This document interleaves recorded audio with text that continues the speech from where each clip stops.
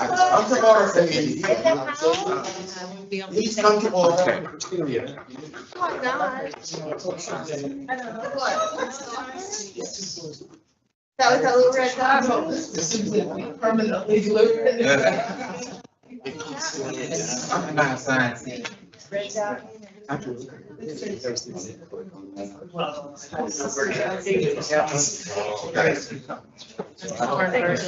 Whether to move next year. All right, good morning, members of the Atlanta Planning Advisory Board. How are you this morning? Well, Good morning. morning. It is officially 10:01 a.m. and this meeting of the Atlanta Planning Advisory Board on Saturday, August 17th is officially called to order. So we are not doing roll call anymore, but A quorum. we do have a quorum with 13 members present at this time. So if you guys will take a look at today's agenda, I will entertain a motion to adopt the agenda. Motion to adopt. That was a motion to adopt by Mr. Schumer and seconded by Ms. Hawkins Glenn. Are there any questions or discussion on the motion? Does everyone consent to that motion? Yes. All right, the agenda has been adopted by consent. So let's take a look at the July 20th voting report. This was sent via email and it's in your current materials.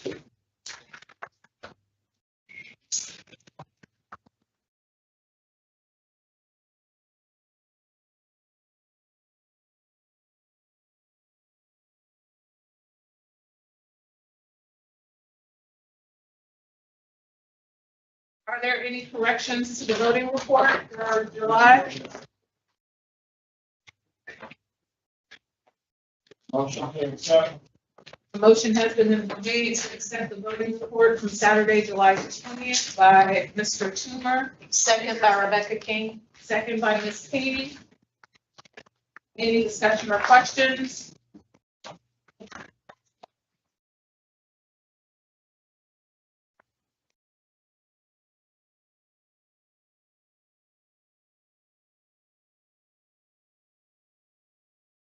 Does anyone have any issue with accepting by consent? All right. The voting report for Saturday, July 20th is approved by consent.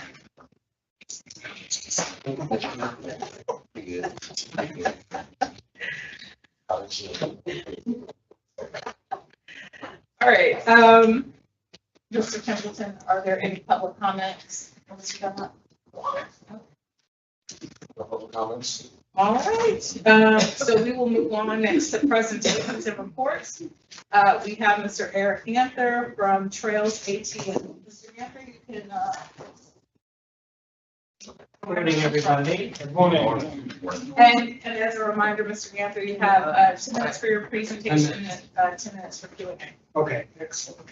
So there's a lot to cover because we have a really unique opportunity in the city to expand trails, safe and inviting trails for our citizens. I'm going to go through a presentation. This is similar, kind of a condensed version of what we've been doing in the city council districts around town. So we'll get started here, hopefully. Point this way.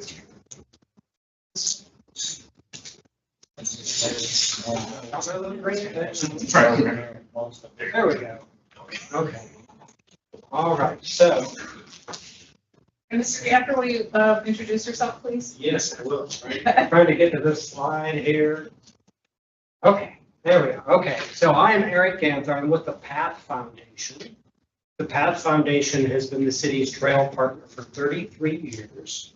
We've raised $60 million in philanthropic dollars, and paired that with $260 million of public money to build over 330 miles of trails in and around Georgia, mostly in the area. So we've been hired as a result of our experience. All we do is build trails. And as a result of our experience working around the city Department of Parks and Recreation hired us to do this citywide trail plan. So our core team, we're led by Parks and Recreation, but we work very closely. I speak to these folks every week, DOT, watershed, planning, and Beltline. This is a group effort. It's really unique in that we are cutting across departments like this at a very fundamental level. So why are we doing this plan? Because people, Atlantans have spoken clearly. They love trails. They want more trails. We've learned from the experience of the Beltline the value of being outside together, of having those experiences. There are other trails in the city, so the Stone Mountain Trail, Path 400, Cascade Trails, others that have really shown people the value of this. So surveys done by Parks and Recreation, the number one, the top priority for investment for Atlantans, paved multi-purpose trails. So that's why we're here. Benefits of trails: health, safety, transportation, community value. Health, these are kind of obvious, but it's important to remember why we're doing this. So the health piece is physical, mental, social, right? So we are together on those trails. We're out in nature together. We're outside together. Really powerful. Transportation, low-cost ways of getting around. For the price of a pair of shoes, you can get places. And interesting places, safe and inviting places. So when we, oops. Okay, so when we say multi-use trail, these are the types that we're talking about. There's greenways and there's street trails. And street trails have subcategories. So when we're building trails, we're going from point to point. Part of that could be greenway, part of that could be street trail. When we say greenway, what do we mean? A greenway is a long, skinny park. So the experience that you have when you're in a park is what a greenway is. You're in a natural setting, you're way away from traffic, you can exhale, right? You can be with your friends and family. Sometimes lighted and with cameras. So the Beltline standard is every 100 feet, and we will look at that in greenways if that's what the neighbors want. Side paths. So next down the list, your greenway is kind of a gold standard. Side path is silver, right? Side path gets the silver medal. That is, gives you some of the experience of greenway adjacent to a roadway with a substantial physical buffer between you and traffic, right? So it's got to be something where you would feel safe with your kids, your grandkids, your seniors out in this. You don't have to worry about cars. That's the goal of the side path. Street for all. Now this is bronze medal. Now we're more into the street. You've seen these, in fact, right across the street here on Trinity. There's a protected bike lane. So this is infrastructure that's in the street that has some level of vertical separation. That's an important factor for folks.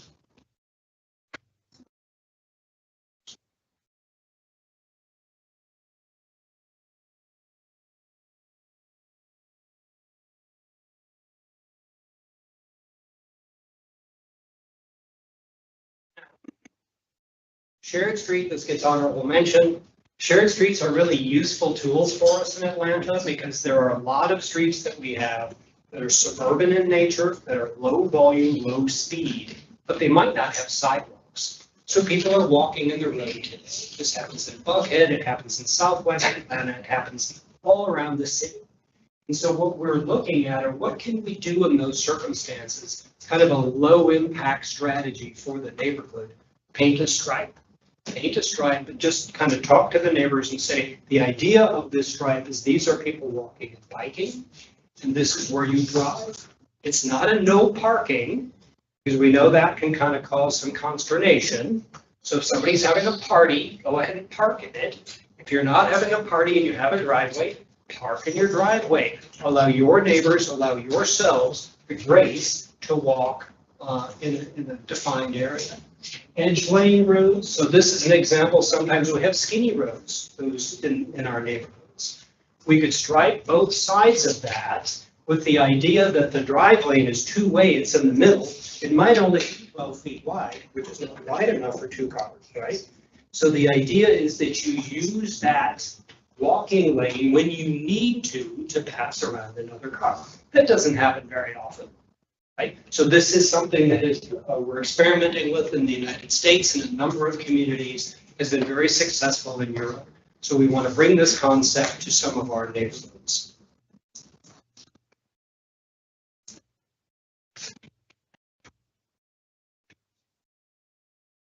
So hip is there, did it get smaller on this?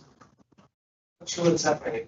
Okay, well, that's fine. So multi-use trails, this is key. All ages, 8 to 80s, all abilities. If we've got people in wheelchairs and they feel comfortable, then we've done our work.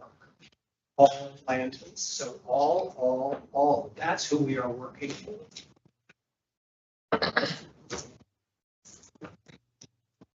So today, where are we at? Remember the gold medal, the silver medal, Greenway Side Path. We've got 107 miles that are either already built or programmed to be built in the next couple of years. That's an accomplishment. We should be very proud of that. But you can see, looking at the map, there are big parts of the city that have nothing. So the goal of this plan is to connect the entire city so that everybody has 10-minute access to a trail. Right now, we're 40%. So the ultimate goal is 100. I don't know how feasible that will be, but we want to raise that number as high as we can.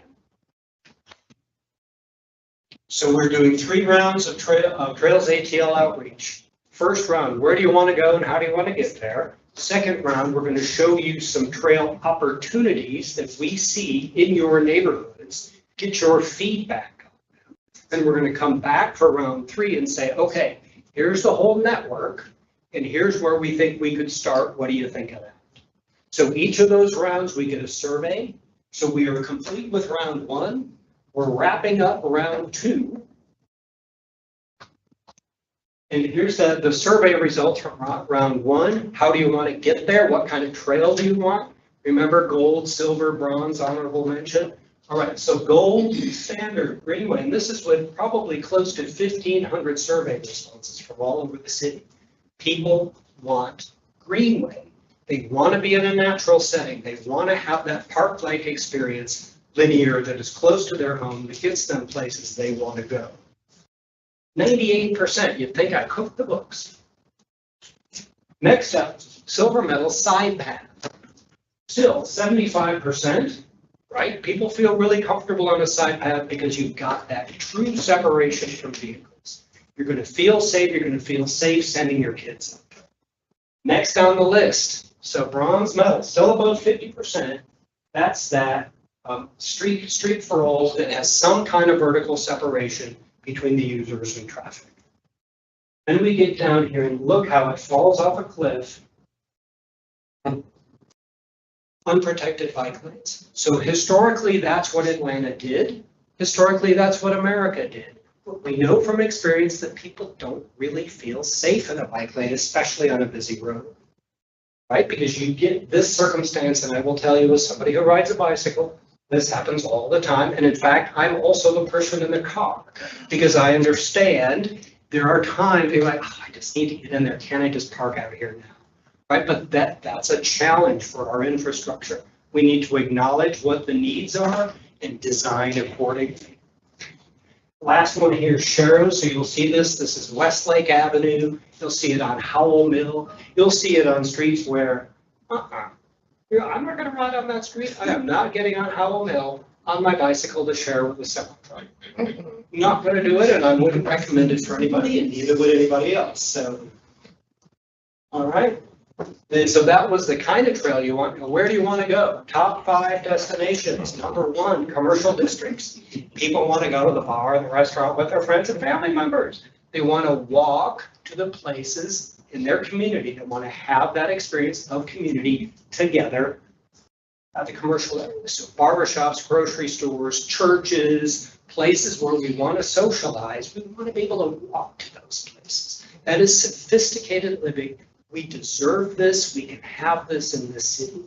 Number two, parks close behind. People want to walk to their park. They want to take the dog. They want to walk to the park. They don't have to get in a car, sit in traffic and honk at people so they can be all stressed out just to get to the park and then turn around and return.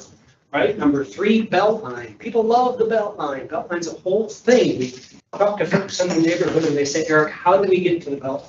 Connect me to the Beltline. I don't want to, there's no place to park on the Beltline. How do I get to it? That's a goal. Four, MARTA stations, MARTA bus stops. We're conscious of where those are, where they are going to be. Campbellton Road, for example, Clifton Corridor, Summer Hill. We are adding that into the mix. Number five, schools. So we want kids to be able to take advantage of this stuff. Parents have spoken very positively about this opportunity. If I can get my kid to school and I have one day where I don't have to sit in the car for 35 minutes picking up or dropping off. Wow, huge benefit to the whole family. Teachers love it because the kids show up and they're not as squirrely. Stuck in a car for half an hour getting to school. Now they have a chance to burn some energy. All right, primary concerns we've been hearing, maintenance. Just let you know you're at time, so wrap up in the. Okay, so that sounds good.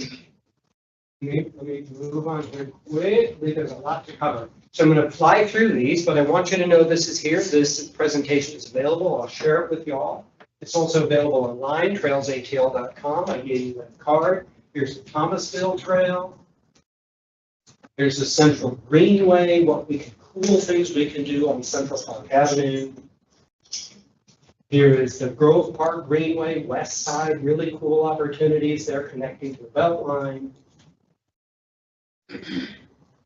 Dunbar McDaniel, so this is Mechanicsville. We want that neighborhood to have good access to their schools and the assets of the community. Sorry, this is taking a longer battle. Atlanta, we're on the east side. So look at this, that's Sugar Creek, which has been paved over. And we could liberate that. We could give access to that beautiful natural space that is right now ditch. Nobody even knows about it.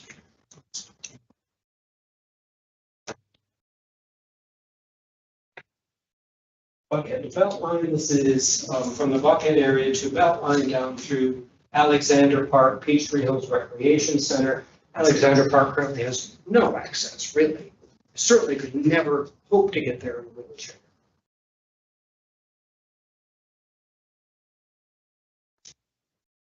Blue Heron Trail, similar circumstance. This is a nature preserve. There's a school there. There's no access. We want to create some kind of access between those schools and that beautiful nature preserve, and then connect over to Chastain and York. So imagine Blue Heron to Chastain. That has been a big hit. Atlantic Station is outlining Peachtree. So we want to pierce, we have barriers all over the city. We want to pierce those barriers, cross those barriers. Here are some options. We know this Bishop Bridge is a distinct possibility. The other two further north are a little more exploratory, but we could pierce that. We could connect Atlantic Station, which is currently an enormous cul-de-sac, to Peachtree Street. That's the goal, and to the Beltline. The Utoy Greenway, I love this. This is an extension of the Lionel Hampton Trail. This is District 10, connecting some schools along. This is typically, most of that is the sewer line, so we would work within that sewer line to build a trail as we have done. Here's an example. There's a sewer line that runs parallel to this. Here's an example of a boardwalk condition that we could do over that. All right, just about done here. District 11, so love this. The Great Southwest, North Camp Creek Greenway. We were out at Deerwood Academy just this week. The neighbors were very supportive of this. I was very happy to hear that. Princeton Lakes Homeowners Association, thumbs up. Super supportive, they were there. But you can imagine now we're connecting marketplace, schools, green space for the neighbors. Why not? Okay, and then our last one, District 12, we've got a couple of things here. I really want to point this one out. So this is Metropolitan.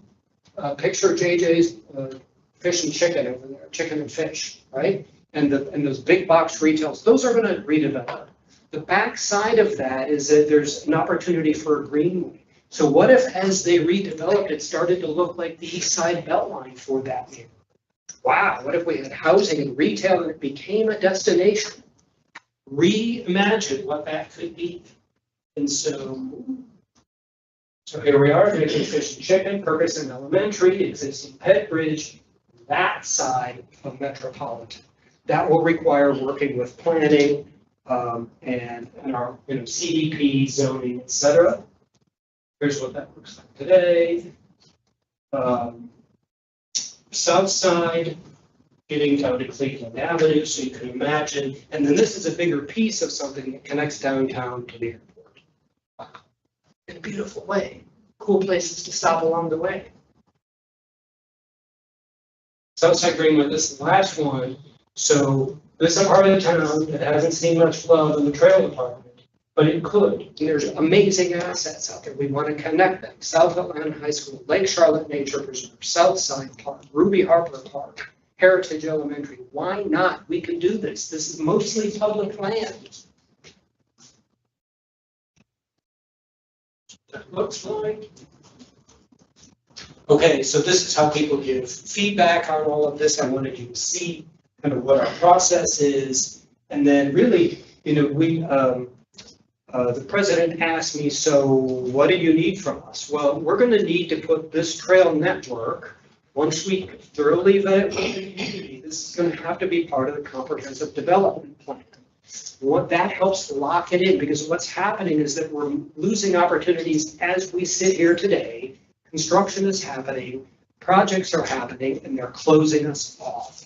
But if we could put those in the plan in some fashion, then they can, a developer could build their segment of it. So that's the opportunity, and I need your help to help make that happen, or help to communicate this. And then the zoning code update, those street trails, if we choose a street, and this is the street that we are deciding to put a trail on, that needs to be in the zoning code. We've been talking with city planning about what exactly they need for that. So that when development happens on Cheshire Bridge, for example, that we know we need a trail along there. We know we need good pet bike access. Okay, enough talking. Let me take some questions. So this is where we're at, time-wise. Okay, so thank you all. Sorry for the long going on. Questions, please. So I have Mr. Hunter, Mr. Timmer. Are there any other questions, Ms. King? So just, I'm gonna make this quick so you can try to get a response. I've been talking about the Nail Network since I first found out about it, and we've had that conversation with people seeing. Yeah, thank you. What I've got as feedback from my neighbors, again, I live in the Bay Hill area of Southwest Atlanta. Yes. Very well established. People have owned their homes. It's not uncommon, 50+ years. Right. They want the trails, but they're not sure about safety. Right. How can you have it incorporated in your neighborhoods? These are neighborhoods, subdivisions, no sidewalks. This would potentially bring accessibility sidewalks as well to the neighborhoods, but their concern is safety. So I want to know what is the messaging around that. The second thing was, Well, let me get that one further. So safety. So we're working very closely with the Atlanta Police Department on this because it's something that comes up all the time. And it's an important question, and I want people to hear this. So Atlanta Police Department, DeKalb Police, Dunwoody, Chamblee, East Point, every place where we've done business, we work with the police department, and we ask point blank, is there a correlation in your city between trails and crime? When we bring a trail in, does that increase crime? There's no evidence in any of those jurisdictions of that ever happening, period. That is very important for people to hear. You're far more likely to have a dangerous encounter at a gas station than you ever are on a trail. So that's important. Number two, the design, lighting and cameras. So that those cameras would be tied into the Atlanta Police Network. So if anything, Atlanta Police Commander in the districts in the west side of town have told me, look, Eric, if we have cameras out there, we have lighting out there, this is going to increase the safety of these neighborhoods because there will be more assets for us to tap into. my second question goes around equity. When it comes to these projects, I see you roll out district specific, whether it is when you looked at your map, there are big swaths of land with no trails at all. So will that be not just a factor, but a leading factor in terms of when it's time to roll out the projects and spend the money? Who gets what first? Will equity be a leading factor? Great question, and we've asked that in the round two survey. Please take the round two survey, and we ask people, how should we prioritize? We want to hear from you how we should prioritize. If it comes to me, I want to use equity. I want to look at the places where we don't have trail experience and bring those to those neighborhoods. And we are asking the people in that survey, so it's not just Eric's opinion, it's the collective thought, and I suspect that equity will score highly. Because how can it not? If you really want to deprive, you get all this stuff in District 5, why doesn't District 11 get anything? Does that seem fair? Most people are going to say, no, that doesn't. It's a great question. And then my last question is with the District 11. Yeah. I will say, honestly, just my first time seeing it, I'm disappointed that area was selected. Only because when you think about Southwest Atlanta, the Princeton's Lake area, Camp Creek, if there are parts of it that gets the resources, that's it. They have sidewalks over there. They have, it's pretty developed. Why didn't we consider a neighborhood such as Ben Hill? We have, Where you have Melvin Drive Park. check out District 11's presentation. It shows the one that I just had to pick one Okay. because I had I two want to make minutes to sure, do it. okay. So we have, there's a long line that what you saw is the tail end of it. The next one up is what we call the Ben Hill Greenway. The one above that is the Melvin Thicket Greenway. If we can get it, because development has already started to happen, we may have lost that opportunity. We will keep working to try to make it happen. But that Ben Hill Greenway is the centerpiece. Then we go Melvin Thicket, and then we go over to Cascade Springs Nature Preserve. because that's Melvin the- Drive is probably the best kept secret in terms of parks in the It's city of Atlanta. gorgeous, and we want to bring people to it so they don't have to drive, and that neighborhood deserves that. And So, it's yes, 3 schools easily connected. that's right. Thicket, So, Mr. Sherwood. Patrick, what I'll do is have you, if you have more questions. I'm done. But this is good. So District 11 is on the website, trailsatl.com/presentations. Look for your district, and that will be there. Please check it out and give us feedback. Mr. Kimmer? Yes, I'll pick up where, Mr. Hudson left off. We were right on the same page there. The connectivity between municipalities for consistency. Our area is bounded by different municipalities. This is the first question. How is that working now? And then the second question is, when you do the surveys in terms of participation, do you have a statistic on the number of people that are participating by area? Because a lot of times, as the old saying goes, the squeaky wheel. For sure. There's a lot of squeaking in different neighborhoods and then silence in others. That's true. And following up to that. Yeah. What are you doing to increase that participation? If, and I'm assuming that you're not having full-out participation equal in all neighborhoods. You are absolutely correct. And I'm talking You know the the same story. areas he's talking about. You know the story. I mean, this is the story of Atlanta. There are some people who feel very engaged and very much a part of the system, and they are going to they're going to make their statement. I offer a different reason for that, and that is basically a lot of times it's economic.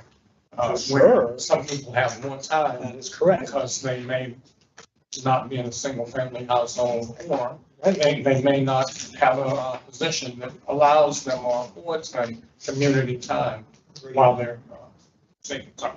So, yeah, so the surveys have a zip code question, like what zip code are you in, so we can track Did you have that? the first one, please? That was the municipality. So, yes, we're working. consistency and yeah. how- Yes, so Path Foundation builds trails all around the region. So we've done a lot of stuff in DeKalb County, for example. We will work with the city of South Fulton because I see you're an NPUQ. Your jurisdiction there, city of South Fulton. The Riverlands Trail is a big production. This is something the mayor, this is pushing, the region is pushing. It's a big deal. We want to get people in your neighborhood to that Riverlands Trail, which is really going to be a thing. We can't, it's hard to imagine that now, but the river will become a thing and you're close to it. So we need to get you to it, but the city of South Fulton is there. We've already started discussions with them about this. The benefit of the city hiring Path Foundation is we've got good connections with all of these cities because we've done a lot of their plans. East Point, we did the plan for East Point as well. Great question, thank you. And then that was the survey, the survey, yeah. So the zip codes, we do stuff by zip code, we break that out. And then we have to think about how are we going to manage that. So it could be that we weight, so that a zip code is kind of equally weighted. So if you get 100 responses in one zip code and 15 in another, well, that it's not 100 to 15, that it's more balanced out. Just because we know that that's the case. And that's why it's important that we're going around. That's why it's important that all of you all share with the people in your communities this stuff, because we want those numbers. We want your feedback. And I'm doing all the dancing I can to get people's attention, believe me. This is the last follow-up. No, that's all right. The problem, maybe it's not a problem, but the observation is that you're speaking to the choir here. What are you doing to the masses? Yeah, so we have pop-up events. We followed city planning on their planning piece. We're doing events in city council districts that are led by city council members. We've got our website. We're doing videos. We're promoting via social media. I mean, we're doing everything we can. And this is a pretty small budget operation, but Path has come, small budget plan. It's a small budget plan. 20 million, 206 million is small? $250,000 to do this plan. That's all you got? That's all we got. This is, Wow. in another city, this would be a $2 million plan. Right, so Thank you. Path Foundation is dedicated to the city. We did it, right? So this is an opportunity for us, but I am pushing hard on that. That's why I'm here today. I'm out here 3 nights a week. I'm on weekends. You've seen me all over. You've seen our signs. Yeah. I know in the Southwest, I went out to Deerwood and I passed 5 of those streets. I mean, we're doing what we can. Thank you, though. As a disclaimer or a conflict of interest, I am on Livable Buckhead's board, but I was asking because I have seen you at Path 400. So one of the things that I was questioning, it's hard to want to walk when you're sweating to death. So do you put in the template shade and or other things when you're putting those in? So a greenway is naturally shady, and then the side path, the idea of a side path, 10, maybe 12 foot wide, basically a wide sidewalk. Crucial piece is a 5-foot landscape buffer. Because then you can plant stuff. Even with a 3-foot landscape buffer, you can plant a row of crepe myrtles and you'd be surprised the kind of shade that it gives. And it's not really a conflict of interest, but I wanted you to know that I am glad to see that those connectors on the side. I would say, question 2 about gravel versus concrete in terms of, does it stay well enough that everyone can use it in terms of wheels? How much more do you have to make this? I wondered that in terms of using concrete versus gravel. If it's So typically, Path Foundation recommends concrete. People sometimes have an emotional response to concrete because humans have done a number to the planet, right? When we go in and we build a trail, we recommend concrete. Why? Because we can maintain it. 2, I can be in a wheelchair, right? Gravel, kind of. So we have a focus group for people with disabilities. We've asked them, we involve them in this planning because again, if a wheelchair can use our stuff, then everybody can use our stuff, Okay. right? So does that kind of help with that? Oh, yeah, definitely. I was just wondering the methodology, how you pick one versus the other and what works. The plan that we're doing, the citywide trail plan, is all ages, all abilities, all Atlantans. Recommendation is concrete. We understand there will be circumstances, perhaps in a nature preserve, where it can't be concrete for whatever series of reasons, but it can still be smooth. And so we want, lead with concrete. Where we can't do concrete, we do whatever else we have to do to get people there safe and inviting. All right, thank you, Mr. Gann. Ms. Steins, really quick, because I will. 15 minutes. I will. I'm so sorry. No, you're good. Thank you for the presentation. You talked about all people, and right now, currently, statistically, about 100,000 people are moving to the city within the next few years. How are you going to make the drivers happy, as well as the bicycle and the walking space happy? Because a lot of events, they try to promote people to come downtown. And of course, another component of this is our transportation system, which needs help. How are you gonna kind of like balance and build a gap? Because when I drive, I don't mind looking out for drivers, but if my space is taken up and I have to be like this and I have a bigger car, I'm just speaking out loud. Sure. We want to make it happy for everyone. So I have you agree. considered that? Absolutely, we have to, because it becomes super political super quickly, and then we lose we have battles. I don't want to have battles. I do not want to have battles. We can share streets, we can pick streets that make sense to put trails on, and then have other streets where we're not going to put trails. Exhibit A is MLK going west. We had a big battle about, oh my God, MLK is going to go 4 lanes, down to 3. There were granite curbs, the fire department, the people were mad, it was so mad, and we ended up with this compromise thing with bike lanes that no is on. Because it doesn't feel safe, so we compromised ourselves out of everything. We burned a bunch of political capital on the west side. People don't like bikes because, blah. No, we don't have to do it that way. We need to treat each other respectfully. We need to understand that people with disabilities have rights in these spaces. People who are riding, kids learning how to ride scooters and bikes, we need them to be safe. If you've got to slow down you got to slow down your big car, right? I mean, it's not that big of a deal. If it takes an extra 10 seconds to get somewhere, but we want to but I'm not trying to upset the driver. I'm a driver. I get annoyed when I'm stuck behind in traffic. It makes me angry, which is why I'd rather walk. So we're trying to make that 100,000 people, we want to make sure they have an option besides sitting in a car, because that's what Atlanta has done for 80 years, and it doesn't work anymore. Mr. Green, we appreciate it. No, thank you all very, very much. And again, that website is trailsatl.org. .com, trailsatl.com, and I'm Eric at APAB Foundation. So I'm if you happy to want, talk to anybody about it. so if you guys want information on the survey, your presentation for your particular district, or this presentation, and Mr. Camper said that he would actually send it out to us as well. So, next we have our. Quick question. Uh-huh. We can get his presentation. Yes. Thank you.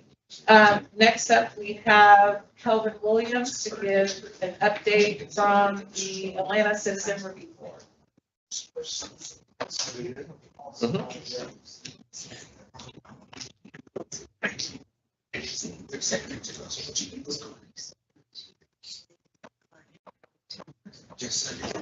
And Mr. Williams, you have 3 minutes. Okay. Good morning, everyone.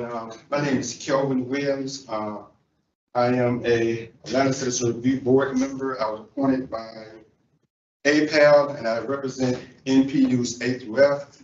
I live in the Buckhead Heights community, so NPU-B is my main entity that I report to. I'm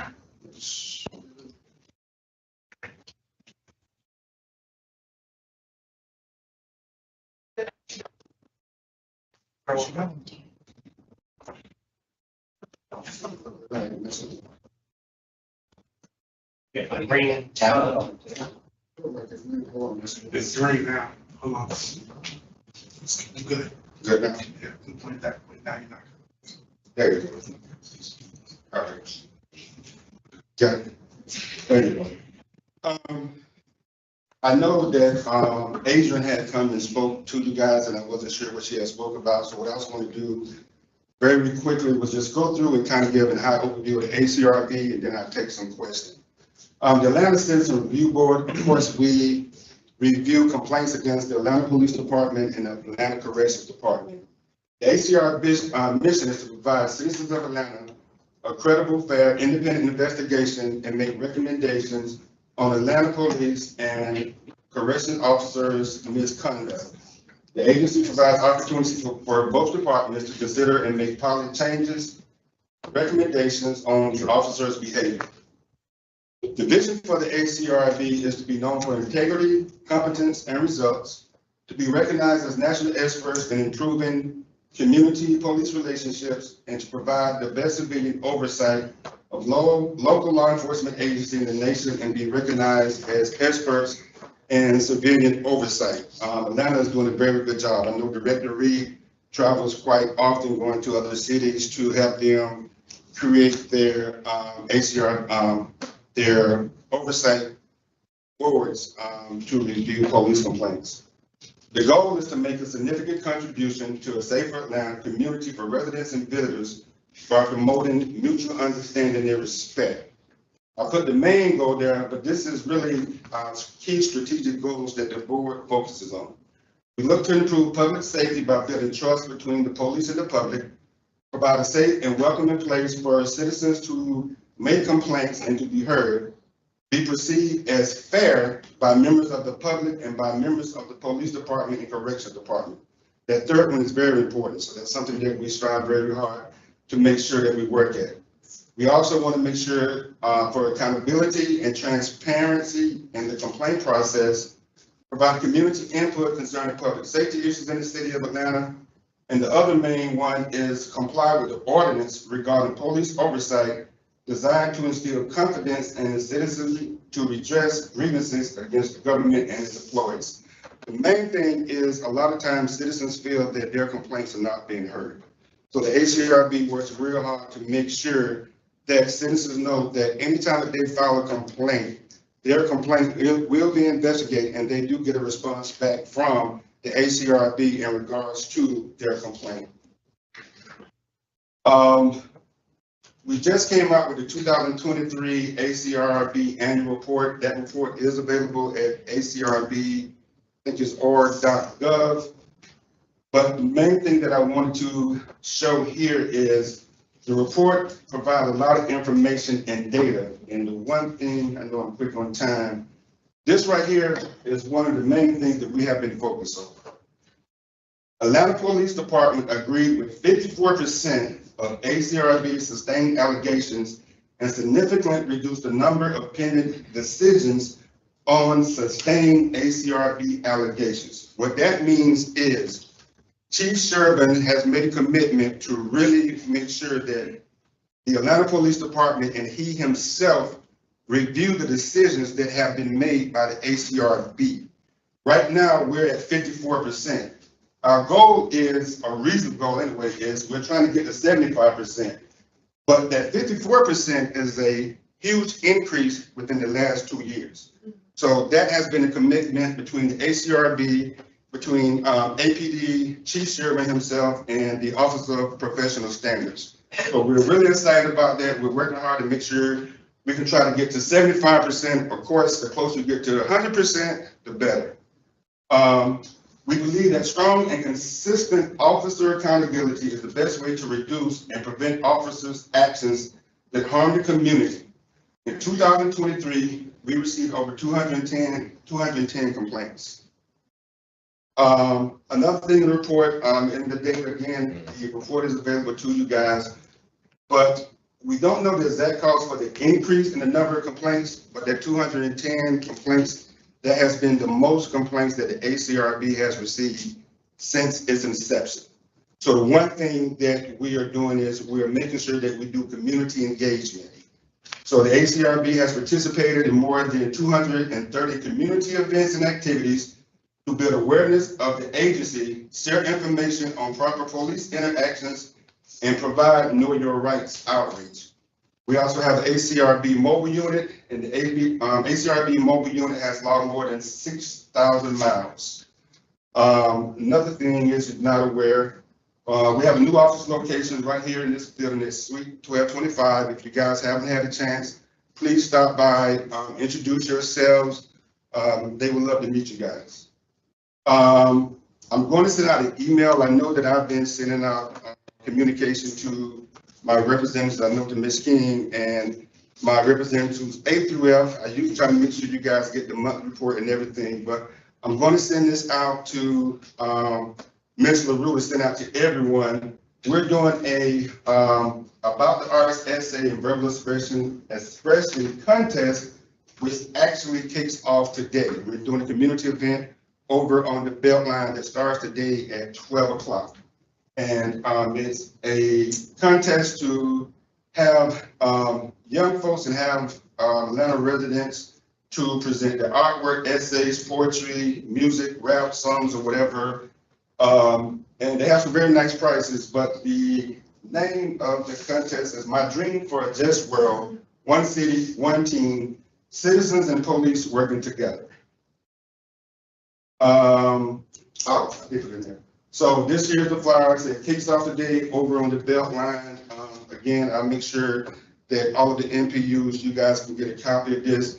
This will be going on throughout for the rest of the summer, and I think the last day is in December, if I remember correctly. Another thing on the community initiatives and outreach is we're focused on making sure that we kind of focus on attending a lot of the events that we are invited to by APD. That way, that'll kind of help with the disconnect that has been there, but by them seeing us at certain events and interacting, like I just completed the APD, the Citizen Police Academy, so I got a chance to meet Chief Sheriff and a lot of top brass. So what we've been doing is making sure that we build those relationships with those officers and with the chief. So when we're having discussions about complaints or we get calls from individuals within our communities, we can let them know what's going on and they're aware of what's going on because we are interacting with them at their events. So we've really been working real closely on that. Just like quick, like you may not be aware, we actually have a great outreach team that goes out in the community. We have what we call Justice Crusader. I think, Lori, correct me if I'm wrong, but I think last year was his first summer that he was out, but goes around to a community event. It's really been a big hit with the kids. And what we do with the Justice Crusader is he encourages kids to be a part of the solution instead of being a part of the problem, meaning when they see things, they can feel comfortable to talk with the police. They can feel comfortable to let their parents know if they're seeing certain things also. So that's why really been a big hit that we're really proud about. Do you get requests for the Crusader? We get requests. If you'd like for Justice Crusader to come to any event in your neighborhood, just let us know and we'll throw up the bat signal and he'll be there. So, but also just to let you know, and this came from directory. I know my time is running out. We have a vacant board seat for NPU G through L. So if you know someone, if anyone lives in, if you live in any of those NPUs, and you know of anyone, please recommend that. We're definitely trying to fill some of the vacancies that we have on the board. And along with the comment that the young lady over here made, we try to hold at least 3 ACRB monthly meetings out in the community. Last year, we had one of our monthly meetings over in the AU Center at the library. We did one of our meetings at the community center over in Ben Hill. So at any time, if you would like for the ACRB to come and maybe hold one of our monthly meetings in your community, let us know. We can work that out, whether it be at a library, community center, church, we're open. One thing we want to do is make sure that we get out in the community so we can let them know about the ACRB. If you want to make a difference, learn and share information and knowledge, meet new people, get involved. So at any time you guys see any events that we're doing, come out, show your support for us, let us know your neighborhood, NPU that you're representing. That's a good way to build relationships. Just like quickly give you an example, I was at an event that we did at one of the parks, and I gave my card to a lady there, and about a month later, out the blue, I got a call, and I'm like Mr. Williams, I'm like, yes. She said, I got your card, or whatever. And she went on and told me what's happening. I said, okay. I said, well, come down. I said, go out to the website, file a complaint. I'll make sure somebody follows up with you. So, that was definitely something, and she was very appreciative of that. Contact information is here.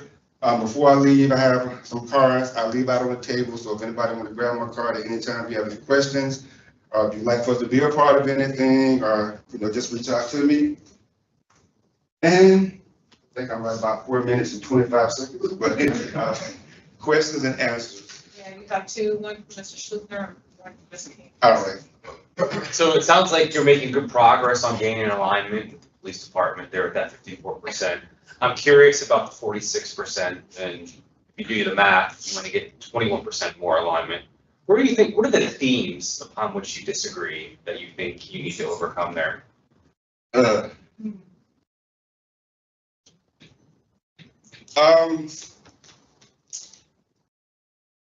I'll do it this way.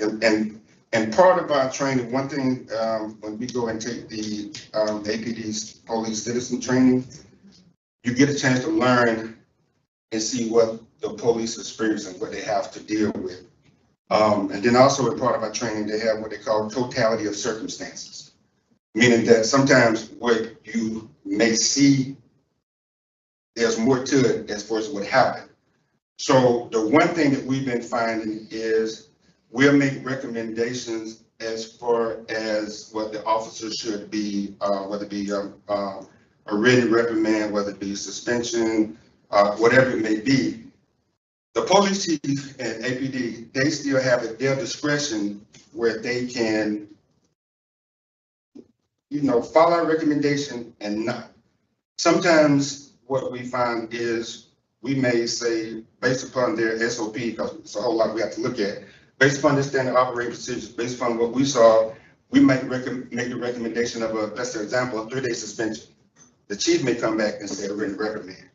So what we're trying to do is to, I guess you could say, like, find that balance. But the one thing that we have to do as a board is be consistent, because it's really about just holding officers accountable, so. And the one thing that I do personally, just type individual, I know every time I see Chief Sherman, I let him know, hey, I'm gonna hold you to what you told me. He'll just start laughing. Is that, we have to hold them accountable. So we've been working on that. And the chief actually came and spoke, I guess about 5 months ago, and he said that they are going to work on that. And then there are also some internal procedures that happens. You have the Atlanta Citizen Review Board, you have the Office of Professional Standards, and you have what is the other one? I can't remember right off my head. Internal Affairs. So you have different processes they have to go through here. So it's a work in progress. The only thing that we can do is just consistently make sure that we present our findings to the APD. The chief does come back and to the recommendations that we make and let us know the ones that agree with or not agree with. I hope that answers your question. It does, thank you. Ms. King? It was just a question about your brochure for the 17th. I didn't see a time. It went 12 o'clock. It's for 12 to 5. Where is it? What's going on? It's on the belt line. I just turned this thing off now. She's laughing, isn't it? Oh, it was on. I mean, it's on a proposed beltline route, but that's not beltline. 17, 12 to 5. Oh, okay. Free entry and beltline biking and I guess where's the 18 something English Avenue. I think you're asking the exact location, if you know it. Yeah. So I think that's okay. Yes, ma'am. One. Yes, sir. Ms. Hawkins? Yeah, I just wanted to add this one item, that folks are clear that ACRB only has jurisdiction over Atlanta police officers or correction officers, not the sheriff, not any outside agency of the many jurisdictions that make up the greater metropolitan area. It's strictly APD and those individuals that work in the correctional facilities, strictly those two categories. Thank you. We'll take this last question, Mr. Hunter. Is it required as a board member to go through the the Police Citizen Academy? Yeah. Okay.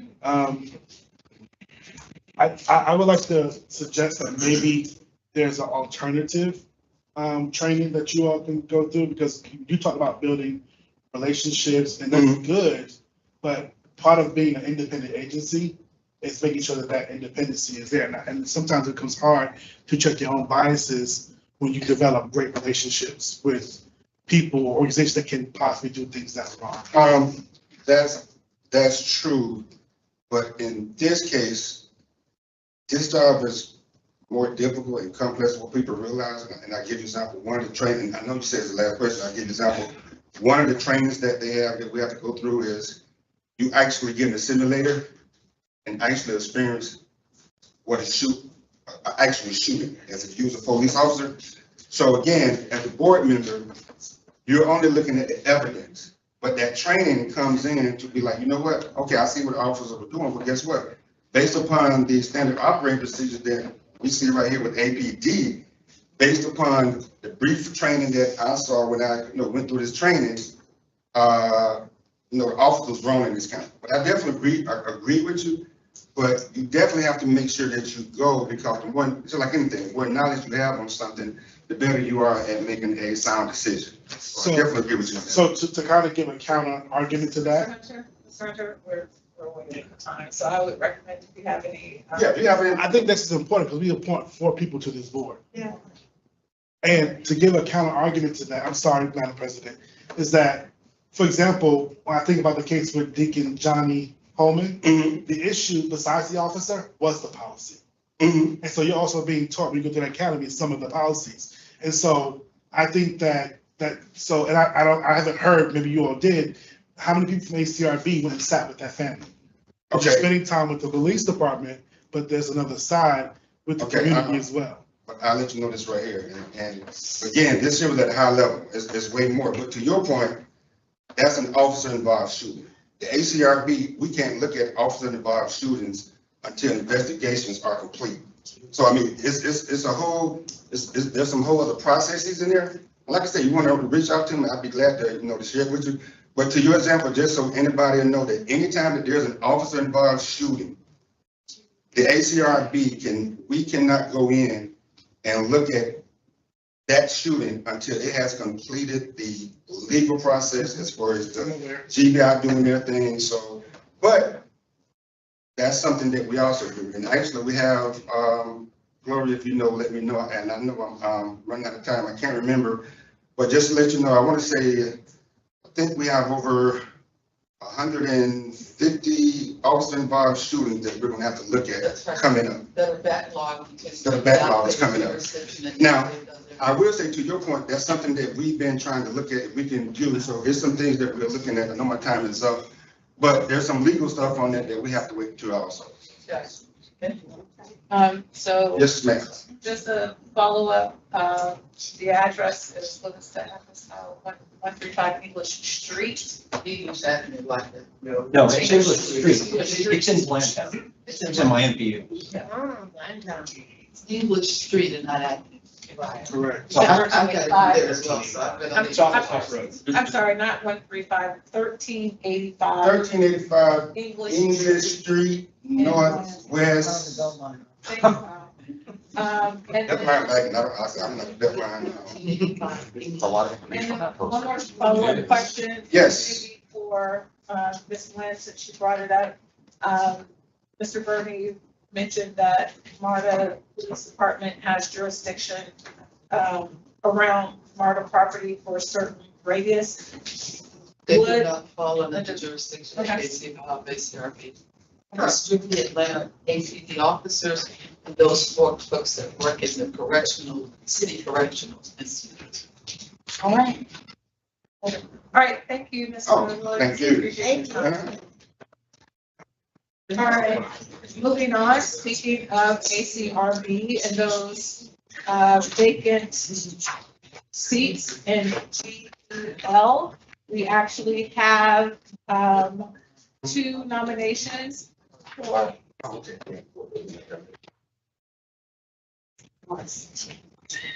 We actually have 2 nominations for those seats.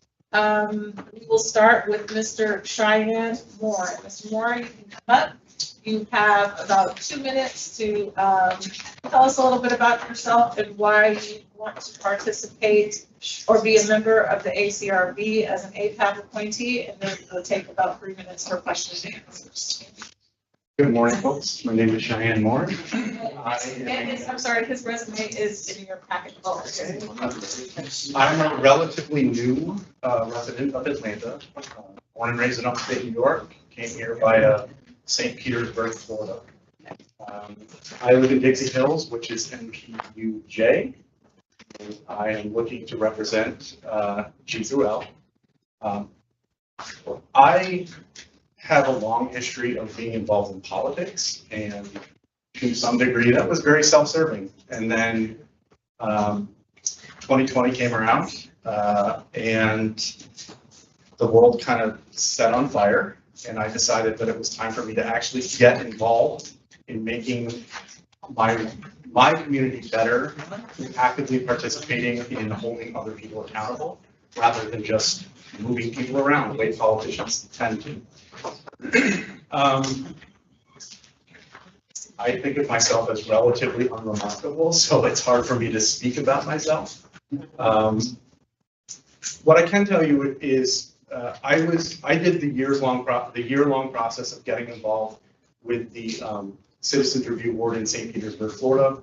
I had just got appointed by the mayor in May of 2023. Then the governor of the state of Florida decided to run for president, and Florida became a very, very difficult place to live for people like myself. I am a gay man. One of the things I recognize about myself is that I am able to very easily in public hide my minority status. That's not something that, obviously, that's not something that a lot of people, particularly in Atlanta, can do. And the last speaker, he talked about reaching that 75% goal of being in line with the police department. That's a great goal. I think the police department needs to come to us as citizens rather than us going to the police department. St. Petersburg has a great police department, very, very few problems there. As a matter of fact, while police departments all over the country are having problems recruiting officers who are actually capable of doing the job, St. Petersburg had 25 applicants for every position that was open. They were coming from all over the country. St. Petersburg was a great place to work for cops. One of the things that Atlanta has that St. Petersburg did not is you have more power in your Citizens Review Board. St. Petersburg has the model where after everything is done, we just looked at the case, we made recommendations for how to fix things going forward.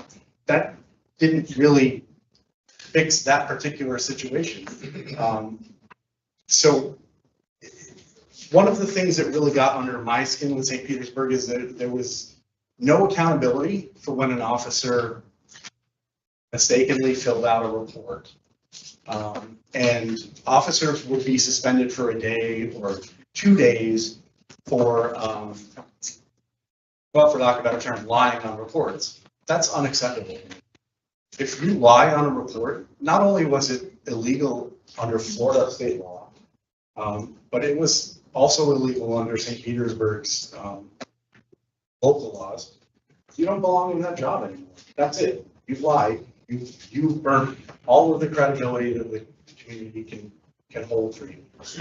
So again, I think it's great that we are working to get to that 75% space where we're in line with the police department, but I definitely think it's more of a they need to come to us than we need to go to them. Happy to answer any questions. Are there any questions for Mr. Moore? Mr. Hunter? And Ms. Lee? And Mr. Donovan? Mr. Dodson? Thank you for offering yourself for this position. My question is, are you familiar with the 21st century policing that was a task force that was created under the Obama administration that has kind of led to some of these empowering of citizen review boards and other things like that? Yeah, on a broad scale, yes. All the things that I've brushed up against when it came through my training. I also did a police academy training the way that they do here for St. Petersburg to become a member of the board there. Yes, I don't necessarily think it goes far enough personally. I can sit up here and tell you what my baseline position is on a lot of things. It may seem extreme to anybody who Some of them are gonna seem extreme until you get into the nuances of what those positions are. I'm familiar with it. Often I don't think it goes far enough. And in terms of your community engagement here in Atlanta, what does that look like? And do you plan on, if you get appointed, coming back and reporting out not just to this body, but also the MPUs that you will be assigned to? Yes, so I've only been in Atlanta for 11 months. We just got settled in. This is the point at which myself and my husband have now started to reach out to my husband and volunteers for Joining Hearts. He just started that. It was time for me to get into something that I wanted to do. I thoroughly enjoyed doing this in St. Petersburg. I thought it was a great way to get involved in the community and help people who don't have some of the benefits of, economics, social status. I've never been arrested. If you have been, that doesn't mean that your next interaction with the police department should necessarily be colored by that. So yeah, absolutely. This is only one of the engagement opportunities in Atlanta that I'm looking to get involved in. There will be others, and I'd be happy to come back to every one of these meetings. Thank you. Yes. You will be representing our NPU. The person who was in your position before was excellent about coming to our meetings and informing us as to what was happening.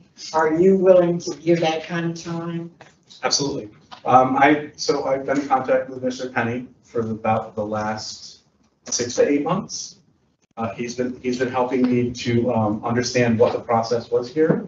Like I said, been here 11 months, finally settled in, and the time has now opened up. I wanted to get the process started so that I could hit the ground running, but the time has now opened up where I can commit myself to being 100% involved and able to do whatever is requested of me.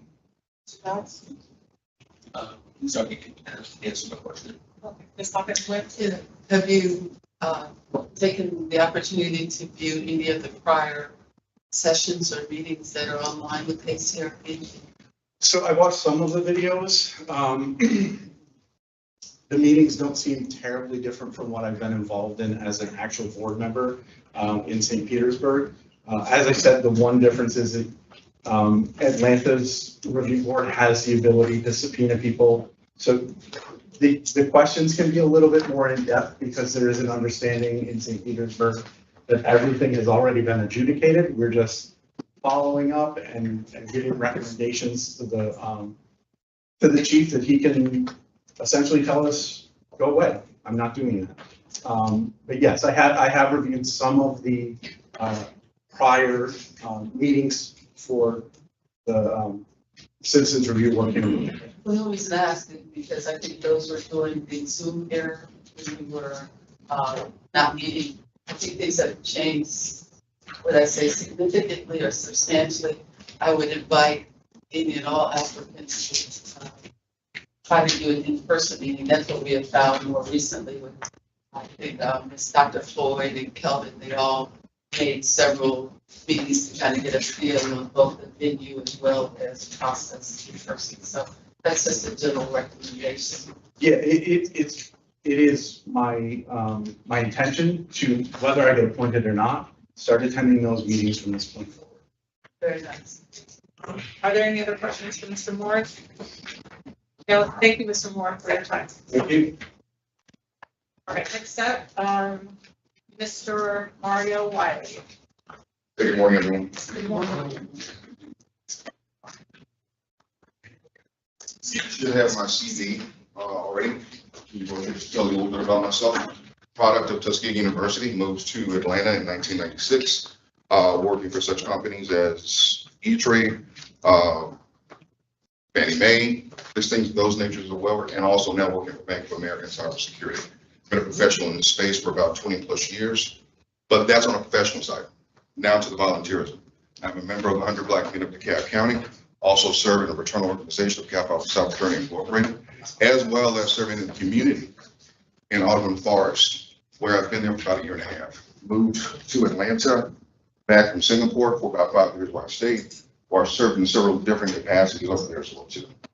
Being stated from a volunteerism, I think this particular role will serve very important for me as far as giving back to the organization, giving back to the community, making sure that not only working with Ms. Glover, as I have from MPUI, just ensuring that, again, we have a firm understanding of what's happening in our neighborhoods.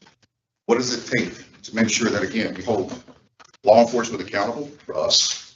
What does it take to make sure that, again, they understand what the constituents need from them as well too? One of the things that I want to make sure of in this capacity, like the gentleman mentioned, there's a deficit of about probably 25% we're trying to reach. In my current profession, being in cybersecurity, that's not something that we frown upon. That's something that we set a goal that's attainable, and we set some roadmap, some benchmarks in order to obtain it. My goal is to work with that gentleman in the back to make sure it's actually attainable.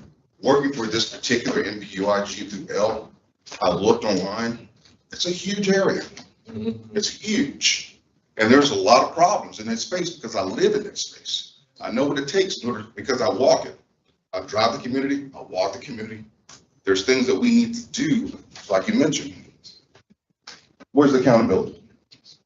And I can feel the passion when you said it. If you live in the community, you're a part of the community. I'm not a policeman.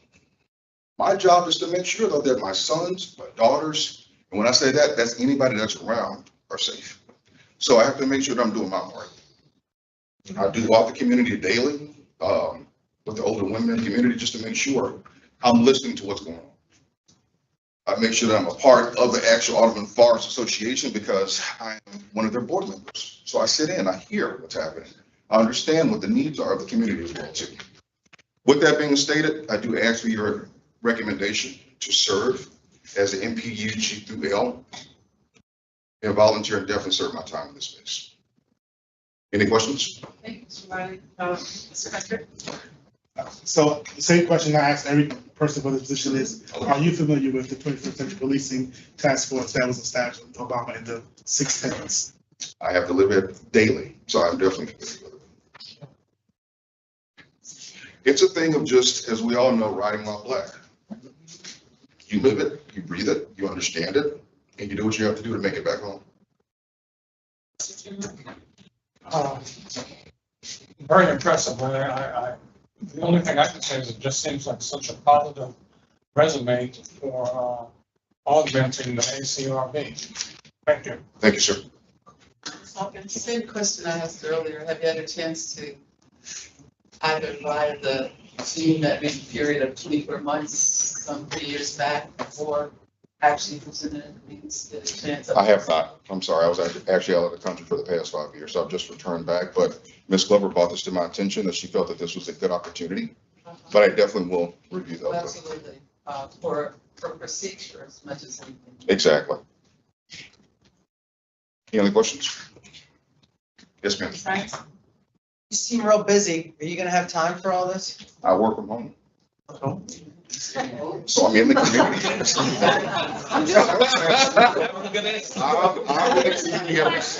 It's a fair question. Yeah, so working. This is work. This is work. And I'm ready to put it in. Okay. Yeah, ready to put it in. It's in-person work. So I'm in the community every day. I don't leave unless just to, I sleep, eat, and breathe in my community and work in my community. So when I'm there, I'm there. And that's why I said I walk with the ladies every day, just to make sure that we're seeing what's happening. I'm a part of a lot of the association as well. So everything that I do is centered around my community. Because you've been away for the past 5 years. In the last 5 years, a lot of things have happened. And that's why I'm coming back and with fire Okay. to try to figure out what can I do, because I avoided the Trump era. I wasn't here. I just heard about what was happening, but coming back, I do understand there's a need for everybody to be held accountable. There's a need for everybody to step up and do our part to make this fair and right. Ms. E. Will you be apolitical? I should have asked it of the other gentleman as well. Be what now? Apolitical. What do you mean? I mean, don't bring your politics to it, but I make can sure. never afford to do that. In my job, I can't afford to do that. Now, nobody do it in my volunteerism as well too. My opinions of my political views or things of this nature are my views. I have a job to still do. Okay. And so, Ms. Lee's had a question. I wanted to ask the same question also, from, before. The commitment to, notifying or identifying information that, should be shared with NPUs. Did you have the time to attend that? Because we meet on different nights and the like, and there is a minimum requirement. Yes. I'm not sure if you're aware of that. I am. Okay. Definitely gonna do it. Skills of Sherry Williams, Google her, and you see how much work she Okay. had. Understood. Well, Ms. Glover keeps me very busy in NPUI, so I'm definitely well aware of the commitment level that we need to invest into it. Steve?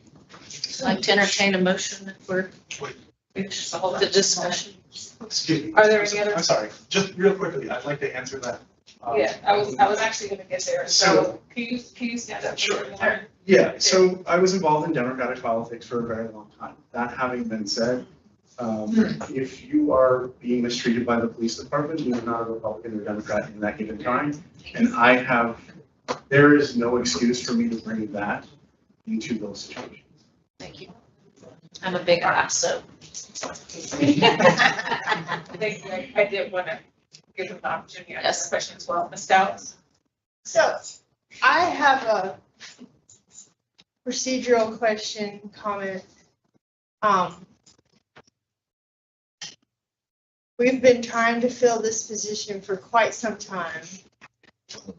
And now, are we making a decision today to offer up one or the other of these people exclusively? What is the process here? I feel a little bit blindsided to have two people pitted against each other in front of us with not much background or time. I don't know if it's fair to us or them. What's the next step? I would like to understand this better to make sure we.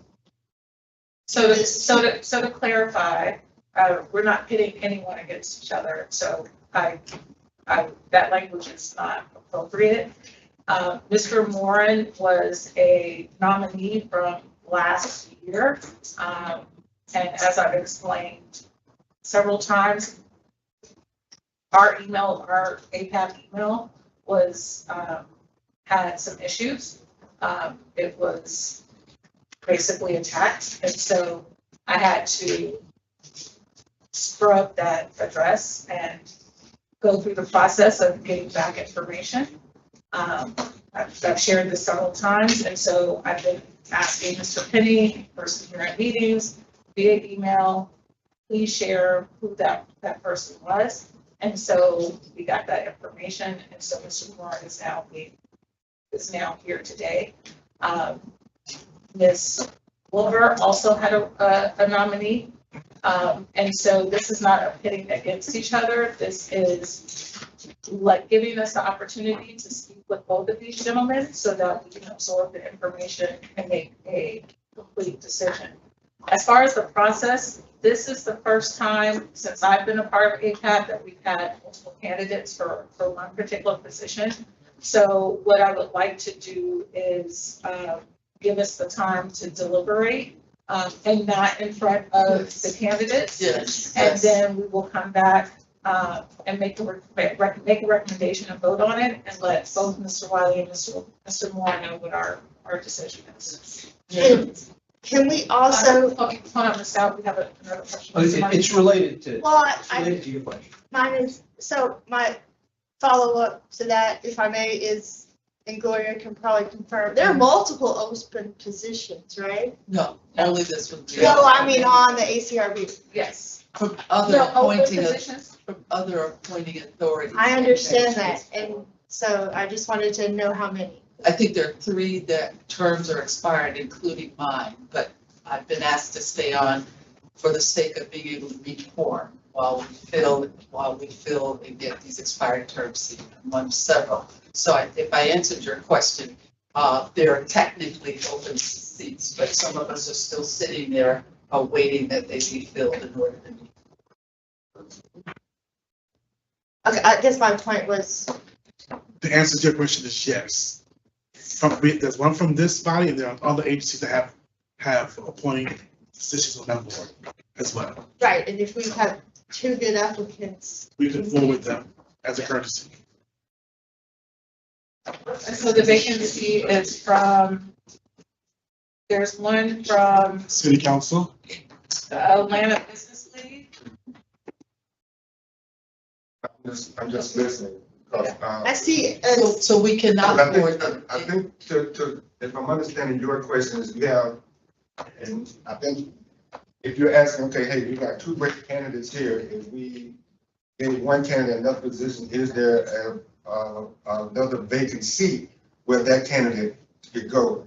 The difficulty running into that is that each board seat has to be appointed by an appointing entity. I So, understand, yeah, so but if they have an emptiness that they haven't filled, we could. So to you so have to look send at them that to appointing that entity, entity. like, I know, but. point of order, Point of order. point of I'm order. trying to, So to clarify, for instance, Ms. Boyd came before us at the beginning of the year asking to be appointed by APAB. She spent time coming before us, and after some research, she was appointed by the Atlanta City Council president in October. So she was actually pursuing multiple appointments at the same time. So that is possible, and she was actually referred by the previous president to that role. So Correction, Madam Chair. Go ahead. Correction. What was deemed is that her profile was better suited for the president in that she was not accepted here. She was a perfect candidate for him because his, seeking the presidential role, one of the requirements of that candidate is law enforcement. I know, I'm just trying to look So at that this, is to make why- sure that we have a lot of openings on an important board, and we have only the ability to recommend one of these, and I just want to see how we can maximize in the big picture. So there Not going is- outside of any rules or policies. I understand different agencies appoint, but we can back. So what I'm trying to say is, you're asking what the other empty seats are? Yeah. There's Atlanta City Council, there is the mayor's office, it looks like, and the Atlanta University Center. So the Atlanta University Center Consortium. And then there's also one for 18 to 30-year-olds. So That is the source. Okay, I don't want, I'm sorry to get bogged down. I just want to think about the big picture. if they're, And the as you're making your deliberation, keep that in mind so that you can also go to your city council member as a resident and say, please consider this person, because it's not just by a specific district, they have to be approved by the entire council. So, That's, thank you. Ms. King?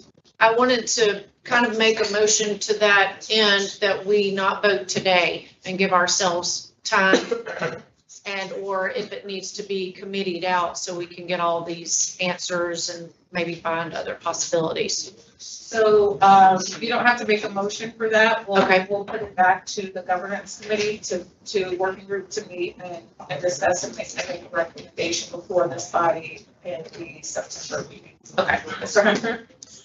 I'm just gonna ask about the process. In our bylaws, Hold on, I'm sorry. Mr. Wiley, thank you so much for your time. in our bylaws, the recommendation will still come from you, is that correct? So basically, we can't act on anything for this position until you give us a recommendation. We'll talk about that at governance committee.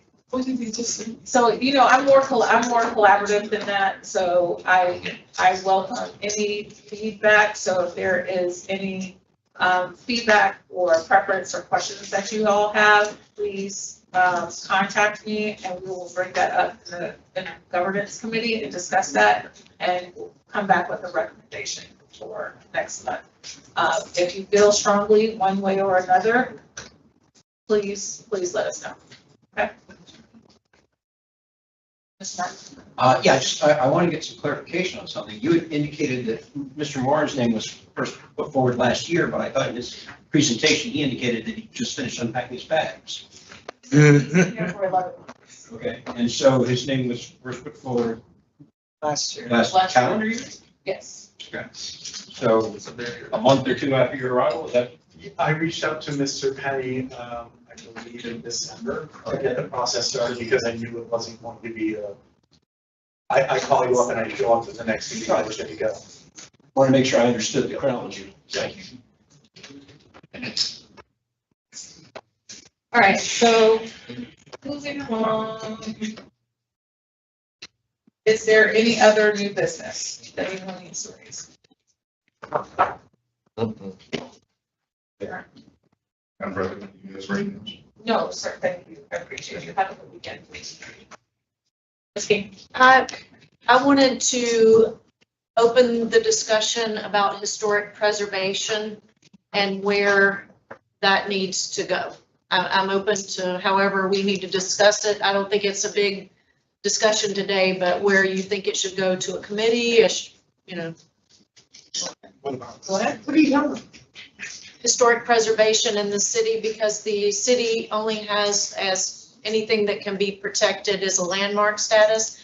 And there are national historic properties. There are other historic properties that are not being protected or even discussed.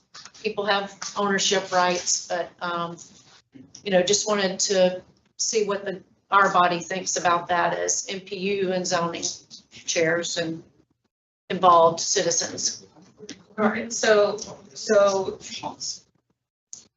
Or recommendations even. provide more context of what you're looking for from APAB, and then we'll, Have you that reached would out fall under quality to, of life, but.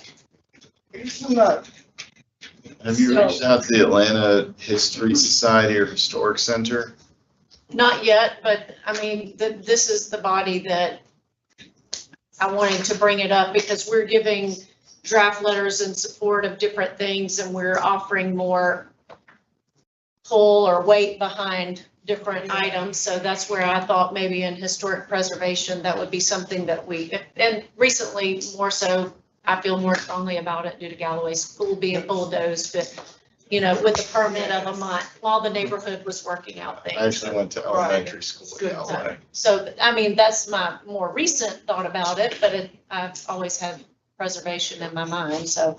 Do you have a specific task or area that you would want to be researched, or like what would you ask, what do you want of a committee? I guess recommendations to the city. I mean, we can't make the rules for the city, but recommendations on what we feel in neighborhoods, there should be a process when transparency in an open forum when there's a historic property. Either it's demolition by neglect or pure out pull a building permit and bulldoze it. And there's no conversation. Okay, Ms. Stout, Ms. Lloyd. I mean, there is a process. We have multiple historic neighborhoods in my NPU and they've gone, it has to be initiated from the ground up to get those protections. The community works with the city to get that designation and enforce it. Like you say, if the owners aren't motivated, they can sometimes get around that, but there are processes, well-established processes for establishing historic designation and protection. Only the landmark status is, and that's what, I don't want to debate this out here. That's where I'm asking to go to the committee and discuss it and make it committee work.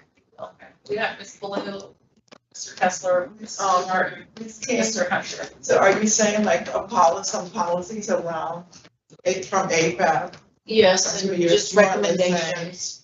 Recommendations. Should it be on the zoning thing? Does it have to be put out, you know, it's on the zoning, but it doesn't stop anything. It doesn't make a landmark status. Mr. Kessler? I'm happy to work on this issue with anyone else who's interested. I'm interested. And I think the point that Ms. King was trying to make is that there's a state register and a national register. Mm-hmm. And then there's a local landmark protection and historic protection. It should be the policy of the state of Atlanta that anything that is on the state or national register is at least considered for local designation. That is not the process. Yes. So we have a misunderstanding amongst the public about what is protected or what something's status is, which then allows neighbors to think, oh, it's been designated, it's okay, but there's no local protection whatsoever, and a demolition can happen in the midst of another sort of process. So if this is referred to the policy committee or wherever else ad hoc committee, I'm more than happy to assist with drafting a proposal. Mr. Martin? As I recall, and I may be misremembering this, Richard Rao, who used to represent your MPU, had professional credentials in this area. Have you spoken to him about it? No, that's why I'm asking us to put it to committee and do all that due diligence. These are recommendations that I'm asking to go to the committee. Wherever this then ends up landing, I would recommend that we reach out to him Okay. about this. Mr. Hunter and then Ms. Hawkins. I was gonna make a recommendation that this be forwarded to the policy committee, since, we may have some suggestions on policies, but also some of the members who seem to be most passionate about it are already on that committee. Yeah. Yes. Mr. Taylor? Is it possible for us to request, I'm blanking on his name, but from the Atlanta Historic Society to come make a presentation? David Mitchell. David Mitchell to come make a presentation. He's very vocal on the TAD Act. He would love that. Has a couple of publications he can provide that kind of gives some of the part of his. David Mitchell, absolutely. So, based upon what you were asking, Ms. King, I was going to send this to quality of life. But Mr. Hunter, you're saying you want it, you feel like it should be under policy? If we're gonna be suggesting legislative changes, I think that'd be the best, approach. Not writing a such, but saying we want a legislation from that. So what I would actually recommend then is that there is potentially an ad hoc group that comes together between quality of life and policy, because you'll have to find out which specific issues you're trying to address, and then figure out what policy needs to be attached to that. So,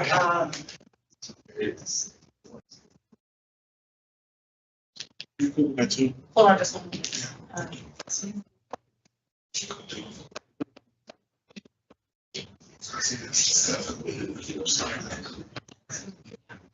Thank you for that, Mr. Martin. So Mr. Martin's recommendation is that we do a dual referral, which is why I said ad hoc, so because it may not be very linear, like, oh, okay, this is the quality of life, then we give it to policy, but if you think that it can work that way with quality of life, take it first, identify some major issues, and then provide it to you all to think through the policy on that.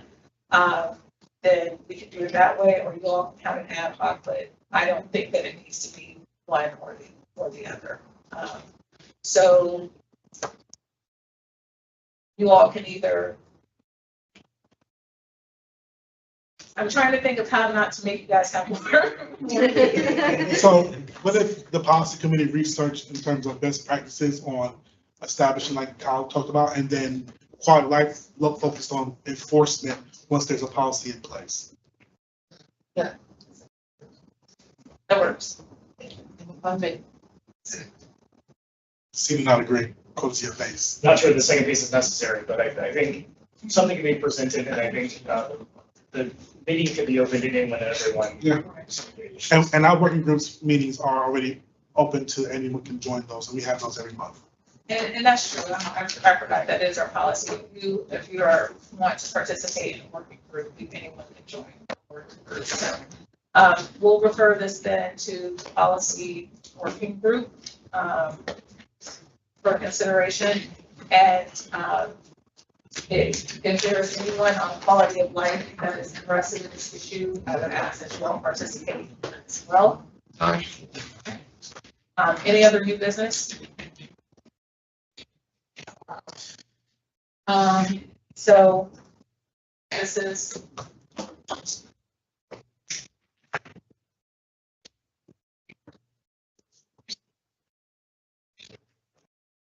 I'd like to introduce as new business, asking Mr. Terry Ross is present. He'd like to give very brief 3-minute update on license review board.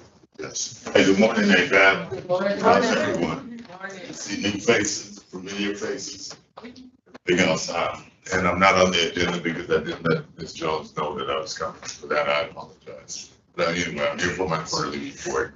LRB is rolling right along. I am the representative from APAB, as pointed there, and I am unapologetically community when I sit on that board. Yes. And fortunately, some of it has rubbed off on some of the other boards. So Yes, it I think LRB is in a good place, but we're still bound and restricted by the city ordinances, which allows a lot of things to go slide by the table. So for bad actors, who want liquor licenses. I'm done with my presentation. Does anyone have any questions?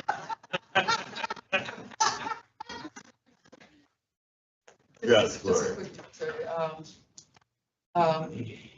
I was a little bit surprised, the community did a call for services report, which we always use as a basis to see what criminal activities. But concurrent with that, some citizen had made a complaint on the location, Okay. and the complaint for code enforcement revealed hanging wires, a fallen tree, trash. But yet, I was a little surprised that Lieutenant Connor and Sergeant Thompson's office didn't have that. But when we brought it to their attention and put a hold on the applicant that was moving forward, I was just, does not that office also cross-reference code enforcement to see, I know there's the fire and safety that's regulated by them. Don't say cross-office. No, they check with zoning, make sure it's zoned appropriately. So we should always check code enforcement concurrently as the community if we're challenged. Absolutely. Okay. Yeah. Yeah, it was quite a surprise. And just, use your community due diligence. I mean, But I think for many of us, we believe that was generated by that office, because they do, I guess it's just fire and safety. yes, fire, safety, and Yeah. zoning. Yes. No. Thanks. Anyone else? Any other questions? All right, thank you guys. Good to see everyone. Thank you. Oh, yes. Any other business? All right, moving on to standing committee reports. Governance committee did not meet this, for the month of August. So moving on to policy. Good afternoon, fellow board members. We didn't meet, we had a working group meeting, and then we had another occasion we met, we didn't have a quorum, so we kind of just hung out and talked. What we discussed as a policy committee was, last month, this body voted unanimously in support of the Office of Inspector General. 2 months ago? 2 months ago. And so we did do a drill down in terms of some suggestive language and a draft letter that you all should have now. We're not going to ask for a vote today unless someone else feels strongly about that, because it just got before you today. However, we are going to ask you to read this, shop it out to your MPUs, your neighborhoods. If there are pieces of it that you do not feel comfortable with, let us know. And Kyle is going to, he's been the lead on that. He's going to give us some additional information and some points that we wanted to hit. We'll share the electronic copy with you as well, so you can access the link to the principal document that's referred here, which is there's an association of inspectors general for both state and local inspector generals across the country. They have a document referred to as the Green Book, which is the principles and standard for offices of inspector general. It has recently been revised, so best current practices, just as specific things in July 1st of this year. But you'll see below referenced a series of things that sort of ties back to concerns that the Inspector General said during our meeting, or it's been reported wrongly elsewhere, and then tying that back to recommendations from that document on how we can make some improvements to processes, policies, practices of the Inspector General and the governing board, the City Council, as well as the administration, and how they all interact with each other. to make sure that we are collectively rooting out waste, fraud, abuse, and corruption in the city of Atlanta.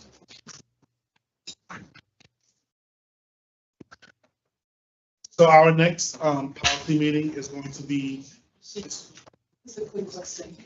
She's been on board for 3 years. Can you just give me the baselines of why, why she seems now? Hamstring or something, is anything? she just sent it to us 2 months ago and told us why. No, but I'm saying she's been on board for 3 years, and it's, you would think that it would not take, maybe I think it would take 3 years to feel that things are quite as broken as they seem. But I think that you need to remember that she's the first Inspector General. And so she came in, she's took some time establishing the office, policy procedures, building out staff. And I think that she's getting a really good momentum. And one could say maybe that momentum is being tried to be impeded or slowed down. And so maybe that's why she's facing challenges.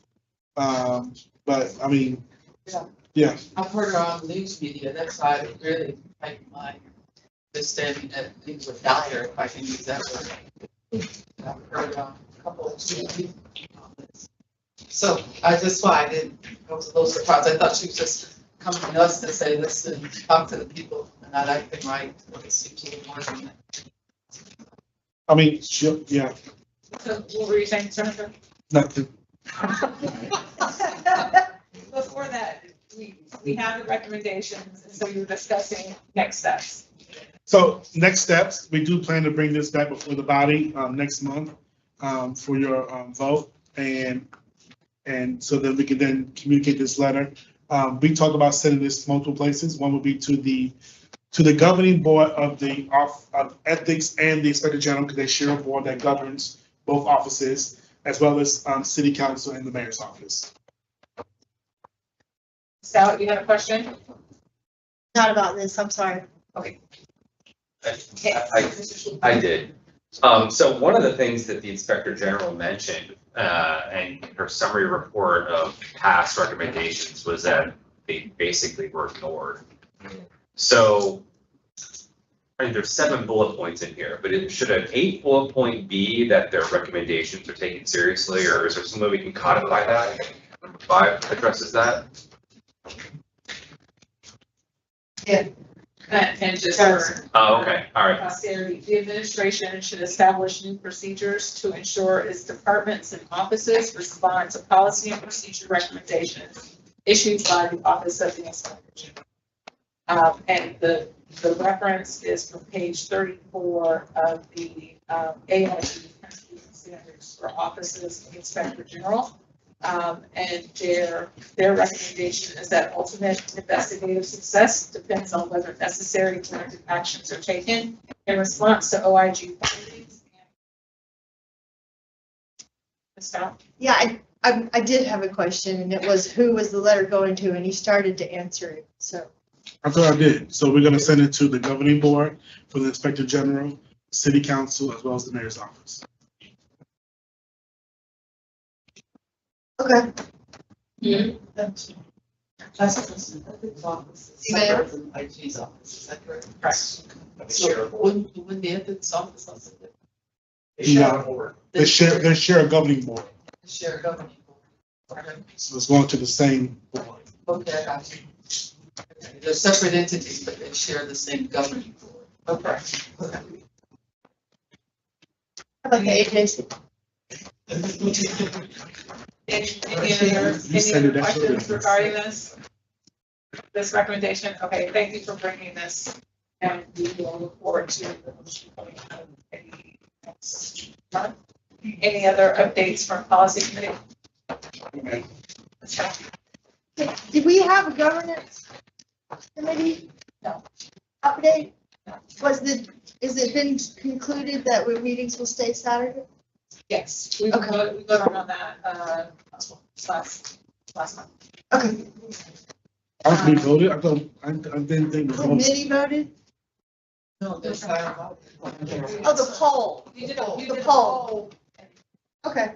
And then I think you all confirmed the vote. I was trying to watch online, but I think you all, I can't hear very well. The results of the poll. Yeah. the results of the polls vote, but I think, did you guys also vote in front? We did not vote on that. We didn't vote.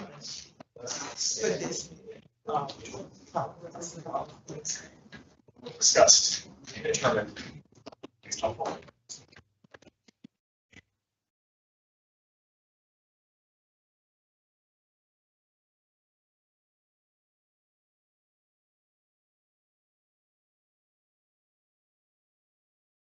So question regarding do our bylaws state that we have to take an actual vote on our meeting schedule, or do we just decide on our meeting schedule? Set it, decide. Then to your question, Ms. Stout, then I don't think we have to take a vote because our bylaws don't say we have to take a vote. We just have to I just wanted to confirm that we weren't planning to change. Yeah, no change. The vote was, the majority ranking was for Saturdays. Okay, great. I'm sorry, Madam President. If anyone has any suggestions, concerns with any parts of this letter, please send it out to us in advance so we can, and we're going to discuss it again during our meeting as well as the new items that are coming for us. But we would love to be able to just move forward on this next month. And when's your next meeting?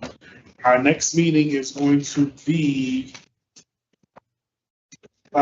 September the 4th, 6 p.m. City Hall, upstairs, first floor.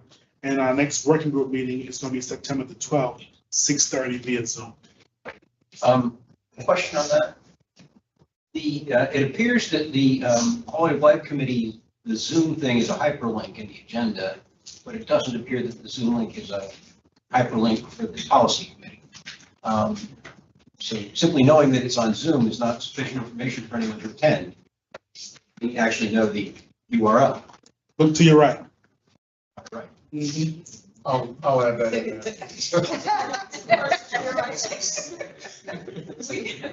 We can update that. Okay. Thank you for Pointing that pointing it out. Yeah, thank you. All right, anything else for policy committee? No, ma'am, thank you. Okay, thank you, Mr. Madam Chair. Chair, the bylaws say that there's one that does. I'll read the relevant bylaws. So regular meetings shall be held at City Hall or another public place in the city of Atlanta as approved and announced by the board at a regularly scheduled meeting. If regular meetings may be canceled by majority vote of the executive committee. So we just need to announce and approve.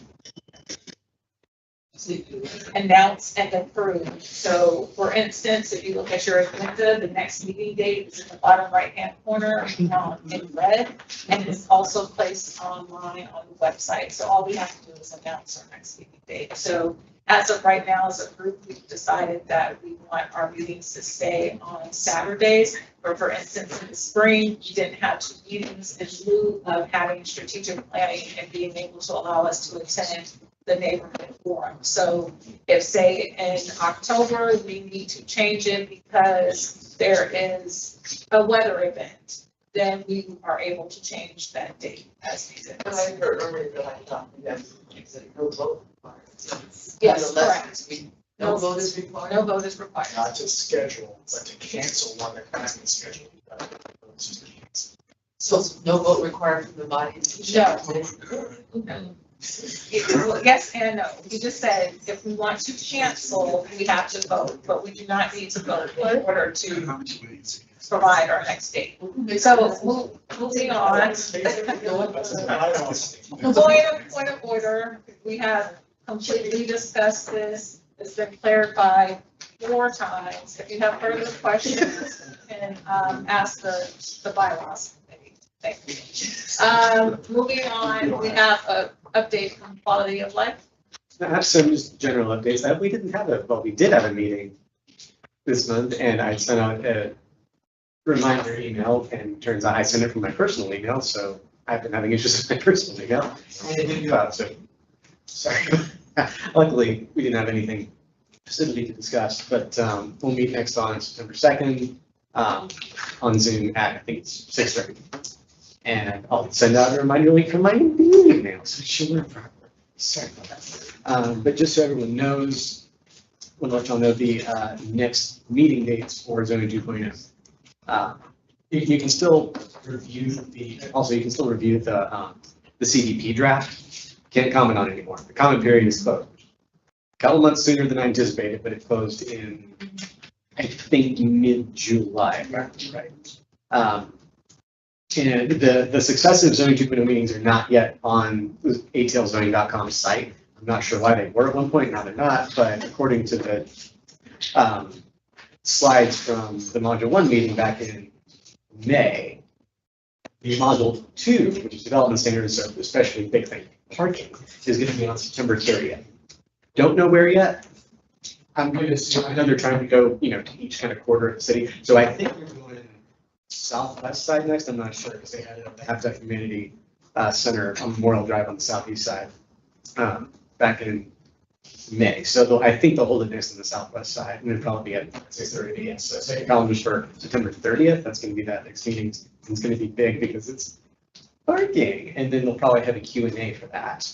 They're not going to have a Q&A at the meeting. They're going to do the same thing where they just have a Q&A session on its own, probably in, I guess, early November is what they would do for that. And then the actual administration of the new zoning code, they're going to do that on December 4th.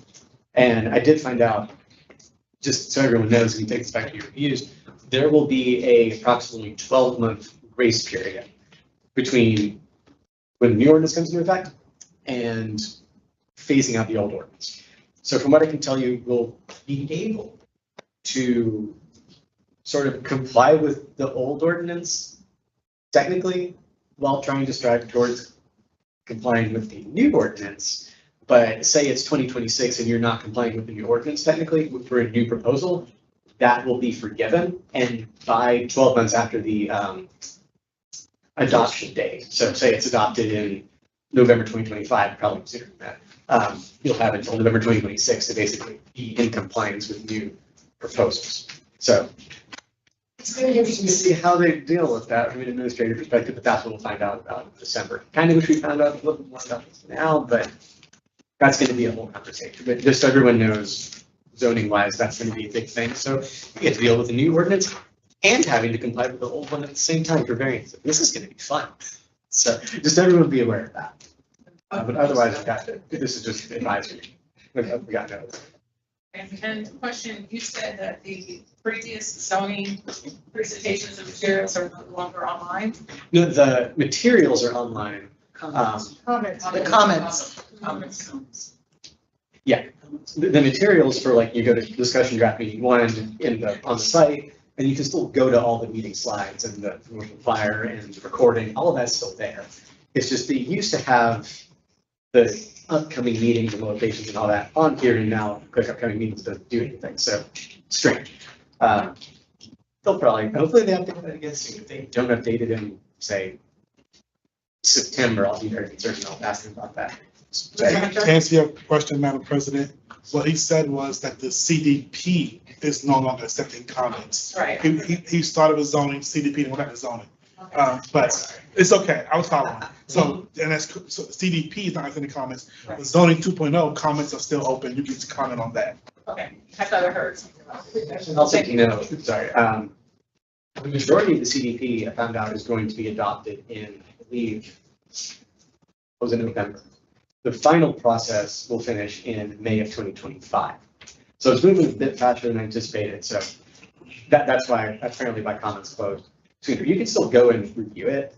You just can't comment on it. But you can still read the draft and all that. So you can still share it. It's just can't be commented on anymore.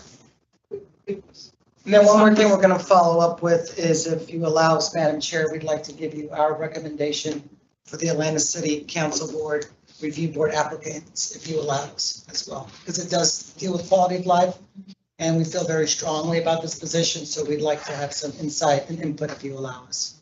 Yeah, can you email that? Yes. Okay, thank you. One conversation in my community is that the CDP, those submissions don't really seem to have any teeth. They seem to be like a wish list. Did that discussion come up more around policy that makes it less of a wish list and makes more what the community is asking for be adhered to, so to speak? The way the city has been responding, we've asked the city that, and the way they always respond is, oh, the zoning document is, or the zoning ordinance is the T, that's the enforcement, the CDP is just a guiding document. I kind of wish the CDP itself was more of an actual enforceable document, considering there are pieces, some of my community members will allege that there are pieces of the 2021 CDP that were passed and now are no longer in there, which is concerning. I keep hearing this, I've not gotten that evidence to this point, but I keep hearing this, so. Can I ask a question? Pertaining to the missing components of the CDP from 21. If I remember correctly, the MPUs voted on their policies and procedures. And when you go look for it, the 2021 policy and procedures are not there. I think it's dated, I don't know, in the 90s or whenever the last time that it was updated. Is that what you're referring to that's missing? Somewhat, most of what I've been getting feedback on is pieces of the actual 2021 CDP. Okay, just not the policy and procedures piece. Changed or kind of missing and is not what was passed in 2021. I'm not sure if that was just a complete logistical, okay, I'm sure it was a logistical nightmare because of the pandemic. I don't know if it got lost on purpose or on error. That's what I'm trying to figure out, and I haven't been actually sent evidence to corroborate with this, just people telling me this. I need to go and find this out. So I would say that, if that is something anecdotally that you're hearing from people, and I saw a couple of people nodding their head, then, we can ask, the MTU department to connect you with DCP to ask for clarification and make sure that it's not listed somewhere else or titled something differently. And getting from, if you have constituents that feel that way, asking them specifically what they are looking for. Thank you. Did you have? So just to Mr. Penny's question, the APU policies are included in Appendix 3 of the 2021 CDP. So it's in the appendix. Okay. Thank you. All right, thank you, Claudia. Live, did you have anything else? Yeah, September 2nd, we are. All right, there's no unfinished business, so we'll move on to strategic planning timeline and DCP updates from Mr. Tim. All right, good morning again, everyone. So first things first, Leah would like to just extend her heartfelt gratitude and appreciation for all those who were able to make it out to the NPU celebrations this past week. Really enjoyed seeing you all there and it seemed like we had a really good time. So with that being said, we're going to move on to the strategic planning timeline as recommended by our consultant, as well as a brief recap of what took place in the strategic planning of 2023. Thank you, Mr. Dunlap. All right, so first things first, we'll start out with what we've accomplished to this point. So as we can all see here, the green denotes items that have been completed, and we still have a few items that were outstanding from 2023. That's complete. So we completed the strategic planning session in February, adopted recommendations from the consultant in April, adopted mission and purpose in July, adopted rules of engagement and quorum in August, agreed upon principles for establishing and amplifying a unified voice in October, created communications feedback loop in December, adopted new board composition and committee structure in February of 2024. So then still left outstanding is the adopting of standard operating procedures, which is currently in progress, as well as the implementing of the onboarding process. Now, based upon the input that was provided to the consultant, we compose this timeline and for your acceptance and review. So as we have now, we already have May and June of 2024, which was the May and June, which was the planning session, as well as adopting the recommendations. Moving forward from this month, we would like to adopt a timeline for implementation of recommendations, define APAB's role in the Plan A update engagement, establish in-person social agenda, begin discussion for establishing areas of focus, That would be the timeline for this current month. Moving on to September, will be adopt the one-page position paper template, adopt position communications process, discuss and establish areas of focus, continue from the previous month, so from this current month. Closing out the year with October, December, and January, we developed the onboarding process, which is still an outstanding item for 2023. Establish a communication schedule to include monthly messaging to MPUs, response to annual City of Atlanta budget as related to the comprehensive development plan, annual progress report on the comprehensive development plan items and citywide impact. Moving into December, we want to complete standard operating manual procedures and, excuse me, in January, implement that onboarding procedure as well as develop APAB brand messaging. And you will note that the development of the onboarding process and the APAB brand messaging are still outstanding items for 2023. So the ask of this committee is to either accept or propose any edits to this timeline. I just have a question about the one page position paper template. Yes. Am I mistaken? I thought we voted on that in June when the consultant gave its. It was my understanding that it's been in practice, but it has not been actually adopted or voted in. That was my understanding of it. And so then my next question is that necessary? And that's a question to the board. Do you all feel that adopting or voting to use this particular position paper template is necessary, or should it just be part of our policies and procedures? So that's a question to the board. Yes, I think what we did is we sort of, we universally agreed to the concept of moving to the one-page sort of format.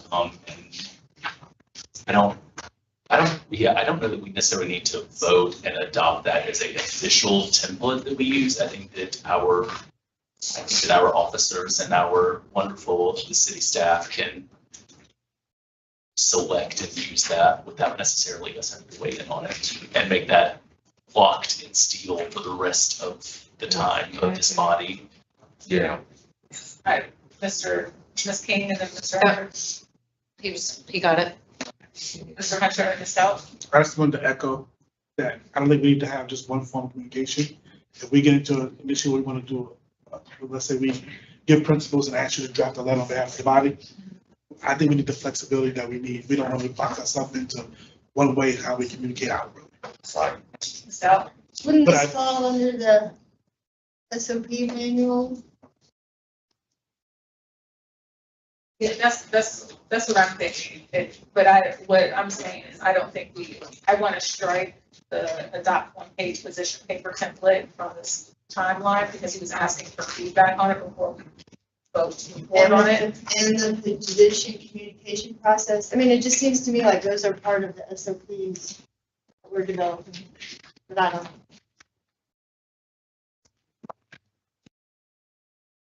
You know what I'm saying? Mr. Kessler? We could adopt pieces of the SOP and sort of build up what that is versus waiting for the completion of an overall SOP if we wanted to. True. But my question is, are we prepared to define a actual plan A update engagement and establish it for a social agenda today? No. Small vote in August. I would put those on for August. With all the free time since we're not going to be adopting this one, positions to be able to next month. Discussing. I would then say. I mean, it seems like the only thing we could do today is adopt a timeline, right?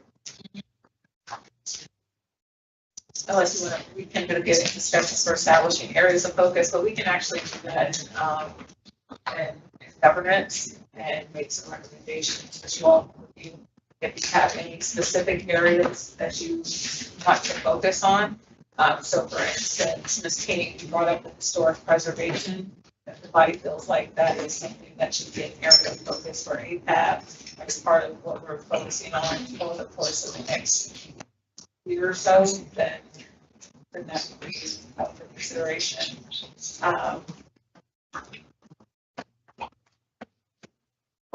I would move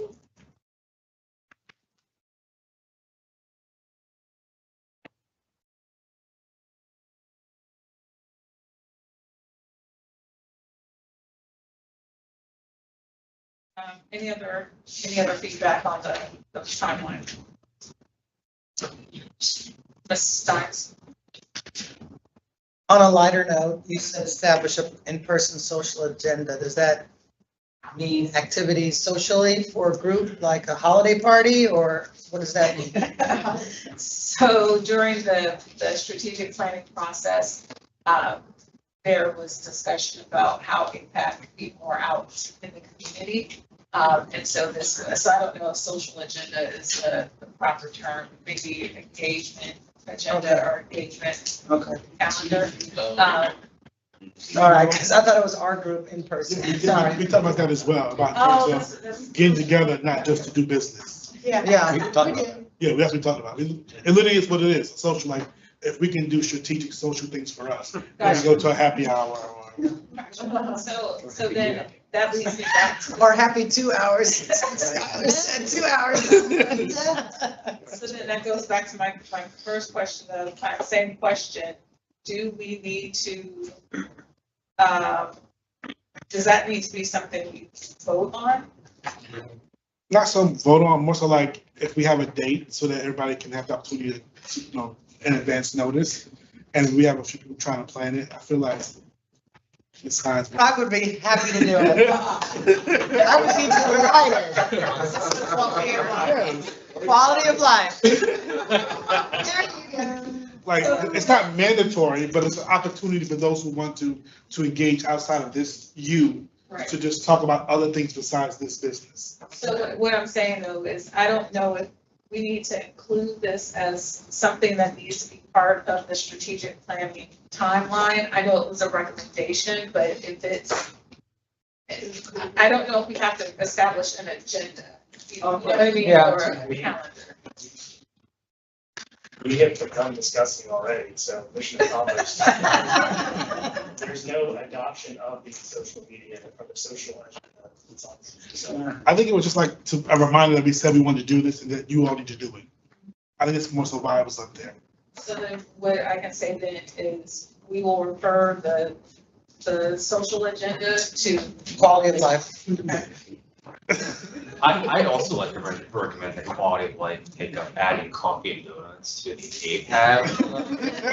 I'm happy, I made that recommendation several times.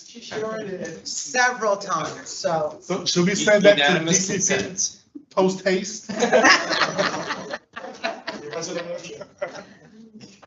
All right, any other questions about this timeline? So far we have, define APAB's role in Plan 8 update engagement being moved to September. Begin discussion for establishing areas of focus. Technically, I guess that can begin in August, but because we'll have, well, I guess it'll be September, because we'll have a governance meeting. We're striking adopt one-page position paper template, if I'm understanding correctly, and then adopting the position communications process. Are you saying you want to strike that? We should keep that. Okay. I think that was more so along the lines of when we communicate things, what is the communication loop in terms of where it goes and the follow-up from, because I think DCP is going to do it for us. Right. But there's supposed to be a process in terms of so that we know what they're doing and what we're supposed to get back in return. And so with that being said, we've already discussed this loop before. And so are we needing to clarify that and say that we want to adopt that so it can go in the SOP?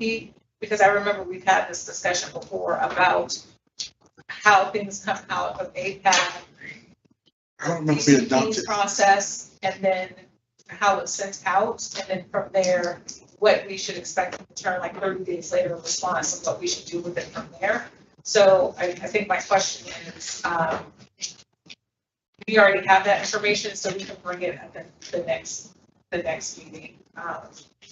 Because we already discussed this. And if we go back to the one pager, I think we still want a template. We just not gonna adopt it. We still want one that we can use. Yes. Okay. Yes.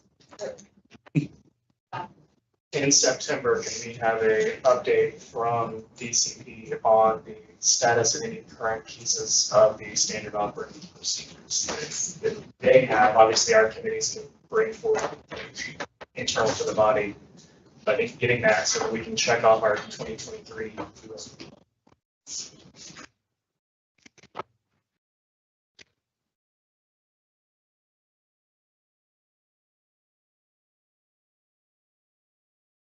Any questions or feedback on October, December, and January?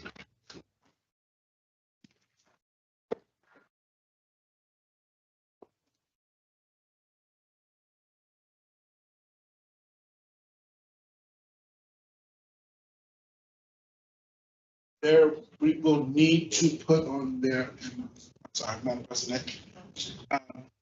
And we need to shore up our election process.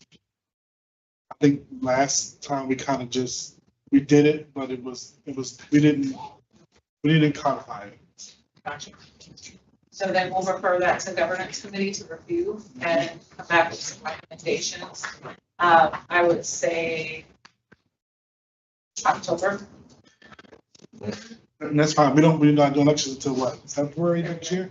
That's plenty of time. Yeah, but we don't need to wait until it's with us and then we're not ready.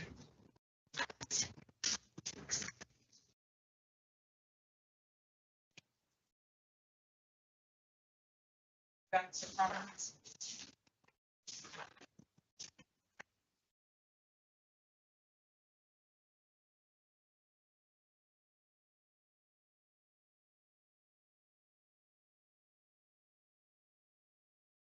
So, can we then, I'll entertain a motion to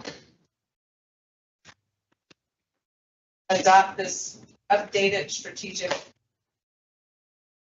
planning timeline. So moved. Uh-huh. Ms. Belaus. Okay, Mr. Miles. Are there any questions or discussion on the motion?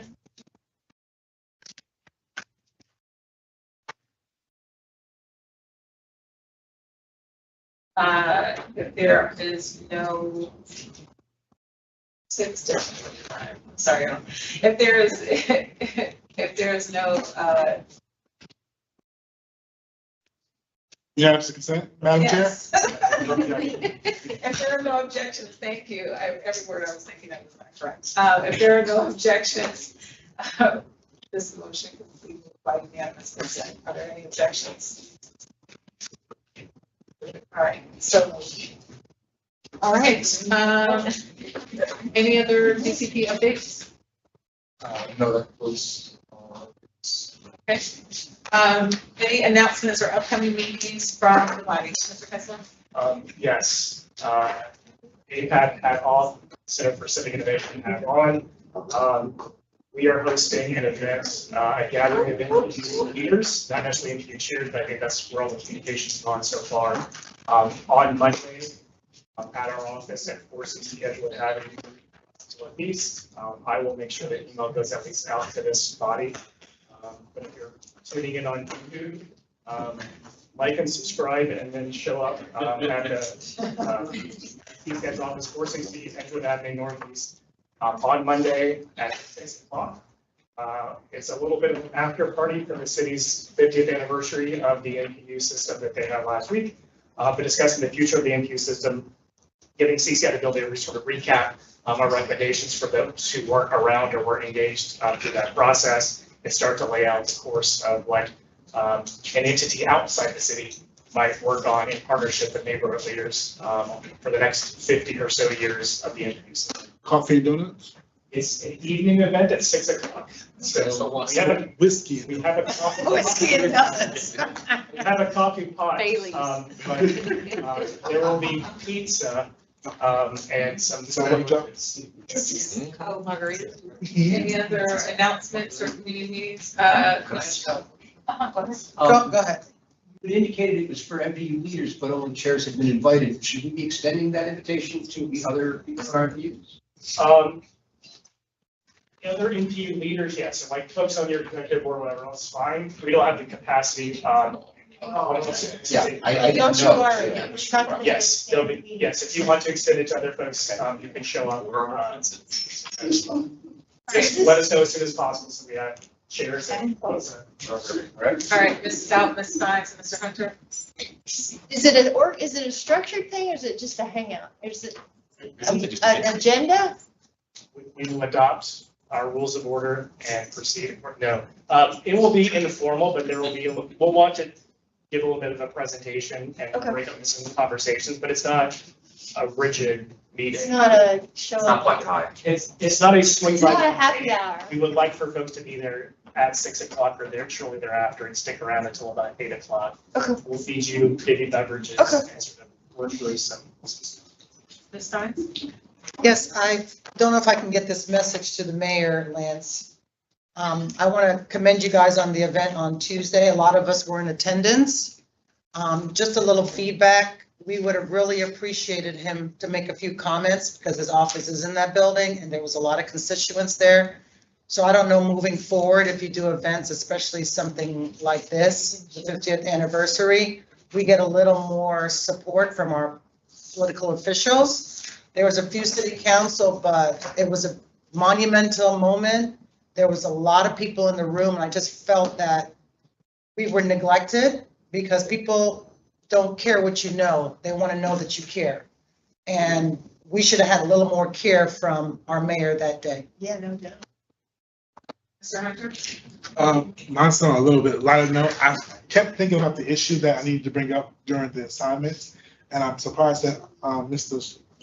Joe Shelton didn't bring it up, but People's TV has made its way back around, and in terms of the need there, and I think that maybe APAB, if it's advantageous, to take up something in terms of support that may be needed in that area, yes or no, and how it should be going. They are trying to, I guess, reestablish everything. Yeah.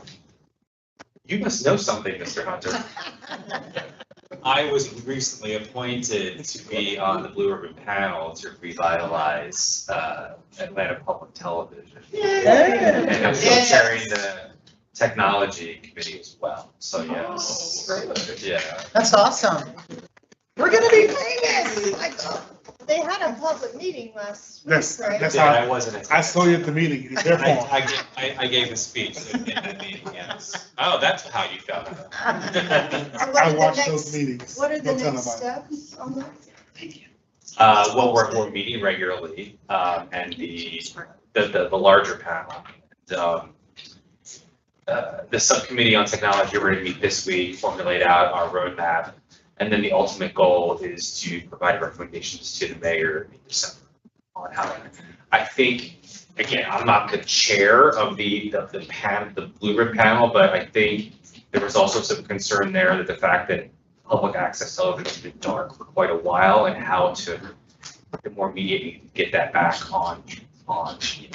But the one thing that I preached in my speech was community involvement, and one of the things I talked about was the MPU system, and it's probably a really good opportunity to dig into, the MPU system, the communities, reach all those neglected communities for that platform. So I digress. Apologies. So if you think there's support you need from us, Absolutely, absolutely. That's social agenda. Quality of life. Look, I think anybody can produce content on public access television, so if you know. Not everybody. I've seen it. Someone will ask Mr. Schluter, if you have any if you want to bring that forth as, or anyone actually wants to bring that forth as new business, Yep. consider it for. It's a social outreach. Yeah. All right, any other announcements or community meetings? Yes, well, if I may indulge, I would like to announce the African American Male Wellness 5K Run Walk on September the 14th at 7 a.m. All of the focus is on African American males. Everybody is supposed to come out and get a free health screening. And the event will be held at Morehouse. Yep. You had a comment about the food and beverage? Yes. I'm old school from back in the 80s and the 90s. We had a member of APAB that would bring donuts, biscuits, etc., chicken legs, chicken wings to the meetings, and everybody would chip in to reimburse for the cost. That's how we used to do it back in the day. 100 black men, single black men, I'll be there. Expecting more than 100. Oh, okay, sign me up. On that note. For all hearts and minds. Social community, social. There you go. This is more information. You may go to aawellness.org, aawellness.org/Atlanta. Make sure Ms. Stein says the VIP. Right at the front. Give her a flag and that's. She has to buy a table. Yeah. We're gonna do the. I'll be there. All right.